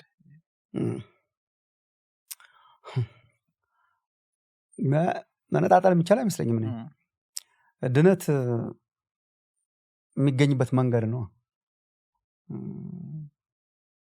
መንገዱንና መድረሻውን መነጣጠል ይቻላል ወይ ነው የሚመስለኝ ጥያቄው። መድረሻው ነው ዋናው፣ ግን መንገዱን ከሳትከው እኮ የት እንደሚያደርስ አታውቅም። እና መንገድና መድረሻ በጣም የተለያዩ ናቸው፣ የተያያዙ ናቸው። መንገድና መድረሻ በጣም የተያያዙ ናቸው። መንገዶች ሁሉ ደግሞ ወደ አንድ መድረሻ አያደርሱም ነሰሰርሊ፣ በተለያየ አቅጣጫ ሊወስዱ ስለሚችሉ በጣም በጣም የተያያዘ ዶክትሪን ለኔ የትምህርተ መጽሐፍት እና ትምህርተ ድነት በጣም የተያያዙ ናቸው። እንዴት አድርገን ነጣጥላቸዋለን? ካልሰሙ አይድኑም እኮ ነው የሚለው ጳውሎስ። አንደኛ ማነው ሮሜ ምዕራፍ 10 ላይ እኮ እምነት ከመስማት ነው፣ መስማትን በእግዚአብሔር ቃል ነው። እና ሰው መልእክተኛ ካልሄደ ካልሰሙ እንዴት ይድናሉ ይላል። ሮሜ ምዕራፍ 1 ላይ ይሄ ጳውሎስ ለእግዚአብሔር ወንጌል ተለየ ይለውና ስለ ወንጌል ዲስክራይብ ሲያደርግ በቃ አስቀድሞ በቅዱሳት መጽሐፍት እንደተጻፈው ፕሪዲክት ተደረገ። ወንጌል ዝም ብሎ የመጣ ሳይሆን አስቀድሞ በቅዱሳት መጽሐፍት የተጻፈ ነው። ምዕራፍ 3 ላይ እግዚአብሔር ጽድቅ በሕግና ነቢያት የተመሰከረለት ኤግዛክትሊ በሕግና ነቢያት የተመሰከረለት እና ጽድቅን፣ መዳንን፣ ህይወት መውረስን ከትምህርተ መጽሐፍት ነጥለን ማየት አንችልም። ቅድም ያልነውም ራሱ ሁለተኛ ጢሞቴዎስ ምዕራፍ 3 ላይ ቅዱሳት መጽሐፍት ማነው የመዳንን ጥበብ ሊሰጡ የሚችሉ ቅዱሳት መጽሐፍትን አውቃለና ብለዋል። መጽሐፍ በራሱ አይደለም፣ ግን የመዳንን ጥበብ ይሰጣል። ስለዚህ ሰው መጽሐፍትን ካላነበበ፣ መጽሐፍትን ካልሰማ፣ በወንጌል የተገለጠውን የክርስቶስን በመጽሐፍት ካልሰማ ወደ እውነተኛው ድነት ሊደርስ አይችልም። ይሄን አሁን እኛ የደነገግነው ሳይሆን ራሱ ቃሉ የሚለው ይሄ ነው። በቃ ሊድን አይችልም። ሰው ለምሳሌ በመዝሙር ተማርኮ ይሄ ነገር ሊል ይችላል። that's the beginning ራእይና ትንቢት አይቶ ህልም አይቶ የሆነ ነገር ሊነቃ ይችላል። ወደ ቡክ ነው ግን በቃ እንትናን አሁን አይገርምህም? ቅድም ያነሳነውን ጴጥሮስን በቆርኔሌዎስ ቤት ውስጥ እንዴት የመላእክ መገለጥ አግኝቶ መልአክ እንዴት ወደ ሰባኪ ይመራው? እኔ አሁን በተገረማል። በቃ ለምን ወዛው ጨራርሶ ገባ ነበር በቃ ጸሎት ተሰምቷል። በቃ አንተ ደስ ይበል በቃ መልአክ እኛ በነገራችን ላይ አብዛኞቻችን ይሄን ብናገኝ ጉሩስ መሆን ነው የምንፈልገው። በቃ የክርስትና ዋና መልአክ የተገለጠለት ሰውዬ እየተባለ ትንሽ ሳይመለክም አይቀርም ራሱ ሰውዬው። that was just the beginning አቅጣጫ ጠቋሚ ነው። እና he just told him no በቃ ሄደህ አስጠራ ስምዖንን። እሱ መጥቶ ይነግራል። ስምዖን ተጠራ። ምን አረገ? ሰበከ መጽሐፍትን ስለ ኢየሱስ ከተረከላቸው። መልአክ ያወራውን ሰውዬ መጽሐፍ ሰበከለት። ኤግዛክትሊ and then መንፈስ ቅዱስ ወረደና ያ ኮንቨርዥን ኤክስፒሪየንስ መጣ። ስለዚህ የሁሉ ልምምዶቻችን መጥተው ድነትን ለማግኘት የቅዱሳት መጽሐፍት መገለጥ በጣም ወሳኝ ስለሆነ አንድ ቴብል ላይ አለማስቀመጥ አንችልም። ካላስቀመጥን እንደውም አንችልም መዳን ጋር መድረስ። ልክ የተሳሳተ መንገድ የተሳሳተ ቦታ እንደሚያደርስ የተሳሳተ መጽሐፍ የተሳሳተ ቦታ ያደርስ። በሃይማኖት ስም አሁን የሚጻፉ በጣም ብዙ መጽሐፍት አሉ። እነሱን ማስወገድ አለብን ምናምን ስንል ልክ እንደ ዶክትሪን ኦፍ ሳልቬሽን ቢካዝ ሮንግ አቅጣጫ የሚመሩ ስለሆነ የተገለጠልን የእግዚአብሔር መገለጥ ይሄ ነው ብለን ስቲክ ማድረጋችን ከትምህርተ ድህነት ጋር በጣም በጣም ይገናኛል። እንደሚመስለኝ እኮ አሁን ሐዋርያው ጳውሎስ ለምሳሌ ሲያስተምር ገላትያ ላይ እኛ ነው በኋላ ቀኑና ሆኖ መጽሐፍ ቅዱስ እንደሆነ የገባን እሱ እያስተማረ ነው፣ እውነተኛውን ወንጌል እያስተማረ ነው። እና በመካከላቸው የገቡ የስተት አስተማሪዎች ለምሳሌ ነበሩ እና በጣም ያወግዛቸዋል። ልትሰሟቸው አይገባም አውጧቸው ብሎ ለእነሱም ትምህርት ነው አውጡ የሚለው። እኛ በኋላ ግን መጽሐፍ ሆኖ እኛ ጋር ስለመጣ እኛ ደግሞ መጽሐፍ አውጡ ማለታችን ኢኩቫለንት ሆኖ ልናየው አንችልም።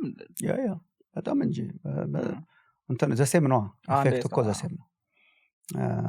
ሐሰተኛ መምህራን አሉ፣ ሐሰተኛ መጽሐፍት አሉ፣ ተመሳስለው የተሰሩ አሉ። ጥንትም ነበሩ አሁንም አሉ እኮ እየተጻፉ ያሉ በጣም ብዙ። ለዚህ እኮ ነው የመጽሐፍ ቅዱስን ቫልዩ ከፍ ማድረግ ያለብን። በጣም ብዙ ሰዎች የተነሱ መጽሐፍ ይጽፋሉ። መጽሐፍ ብቻ ሳይሆን ይሄው አሁን ይሄ እንደምናየው ሚዲያ እኮ በጣም ብዙ ትምህርቶች እንደውም አሁን መጻፍ የለባቸው። ሰው አንባቢ ሳይሆን አድማጭ ሆነዋል፣ ተመልካቹ አማራጭ ሐሳብ እና ይቀርባሉ። በቃ ይመጣልና በእግዚአብሔር ስም የተነገረ ሁሉ ከእግዚአብሔር አይደለም፣ በእግዚአብሔር ስም የተነገረ ሁሉ ደግሞ አዳኝ ምንድንበት መንገድም ስላይደለ it's equally important በጣም በጣም በጣም አስፈላጊ ነገር ነው። እናስተምር ከሆነልን በኋላም ጽፈን እና ሆነታችን ብለን ብናወጣው ምን አለበት የሚል ሐሳብ ነበርና እያነበብኩኝ ከ50 ዓመት በፊት በቺካጎ ስቴትመንት የሚላል ኢነራንሲ ላይ ኮንቴምፖራሪ ቴዎሎጂያንስ ያወጡትና ምንድነው ማድረግ የምንፈልገው ይሄን ነገር do we plan to do that in any way to ብዙ የተለመደ ነው። እሱ ብቻ ሳይሆን በተለያዩ ዶክትሪኖች ላይ የተለያዩ መግለጫዎች ይወጣሉ ሁልጊዜ ስቴትመንትስ። አንደኛው አንዳንዱ አሁን እንደተባለው አንድ ስፔሲፊክ ነገር ላይ አሁን የሊበራል ቴዎሎጂ መጥቶ ሲያስጨንቅ ነው። ሪያክሽን ነው፣ ሪያክሽናሪ ናቸው እና መጽሐፍ ቅዱስ የእግዚአብሔር ቃላት አሉበት እንጂ የእግዚአብሔር ቃል አይደለም፣ ስለሆነም እርስ በርሱ የሚጋጩ ሐሳቦች አሉበት የሚል ለዘብተኛው ስነ መለኮት ነፋስ በነፈሰ ጊዜ ተሰባስበው የሰሩት ነው። ኢነረንሲ ላይ ብቻ ነው በአብዛኛው ያተኮረው ማለት ነው። ከዚህ በፊትም የነበሩ የቤተክርስቲያን የእምነት አቋሞች ዌስትሚኒስተር ብዙዎቹ ሪያክሽነሪ ነገር አላቸው እና ስፔሲፊክ ነገርም አላቸው which are good ይጠቅማሉ ለየቤተ እምነቶቻቸው እና እንግዲህ እኛ እግዚአብሔር ቢረዳን የሚበልጥም የሚያንስም ሳይሆን ግን ዩኒክ በሆነ መንገድ just with no reaction እስቲ ዝም ብለን እምነታችንን እንመርምር ነው። እንትንም ላይ ሪያክት እያደረግናል እንትንም ላይ ሪያክት እያደረግን ነው። በቃ ስለ እግዚአብሔር ስለ መጽሐፍ ቅዱስ ስለ ክርስቶስ በአጠቃላይ ቅዱሳት መጽሐፍት ምን ያስተምሩናል እና ምናምነው ይሄ ነው የሚል አይዴንቲቲያችንንም ዲፋይን ለማድረግ ለራሳችን አሁን በሀገራችን የማየው የመንፈሳዊ እንቅስቃሴ አንዱ ችግር ይሄ ቅርጽ አልባ የመሆን አሞርፈስ ነገር የመሆን እና ግብት ያለ ስትራክቸር የለውም። ስትራክቸር ሲያፈን ጥሩ አይደለም። ኤክስፔሪየንስ ያስፈልጋሉ። ኢንዲቪጁዋል ኤክስፔሪየንስ ግን ተወሰነ አትሊስት በሎካል ቸርች ደረጃ ብንሰራው ይሄ ለሁሉ ይሰራል ማለት አይደለም። ግን this is እኛ የምናምነው ሌሎች ሰዎች ደግሞ አሻሽለውት ነው ነማሙሻ በዛ መልክ ነው የሚያምኑት ግን በዚህ መልክ ነው የምረዳው ሊል ይችል ይሆናል። ግን የኛ ትልቁ ፎከስ አጠቃላይ መጽሐፍ ቅዱስ ምንድነው የሚያስተምረን የሚለው ሪፍሌክት ማድረግ ለማየት ነው። ትምህርት መጽሐፍት በተመለከተ እንግዲህ አሁን ወደ ትምህርት እግዚአብሔር እኛ ገብተናል። ቤተሰቦቻችንም ይደርሳቸዋል ዩቲዩብ ላይ እና ትምህርት መጽሐፍትን ሰመራይዝ ማድረግ ብንችልና አለችን ስቴትመንት ግን የሆነ ነገር ማለት ትችላለህ እሷ ነው ልሞክር እንዴ መጽሐፍ ቅዱስ ከኋላ በታግዙን መጽሐፍ ቅዱስ በእግዚአብሔር መንፈስ መሪነት የተጻፈ ትክክለኛና ከስህተት የጸዳ በውስጡም 66 መጽሐፎችን በአንድነት የያዘ እግዚአብሔር ቃል መሆኑን እናምናለን። ቀርብ ያለው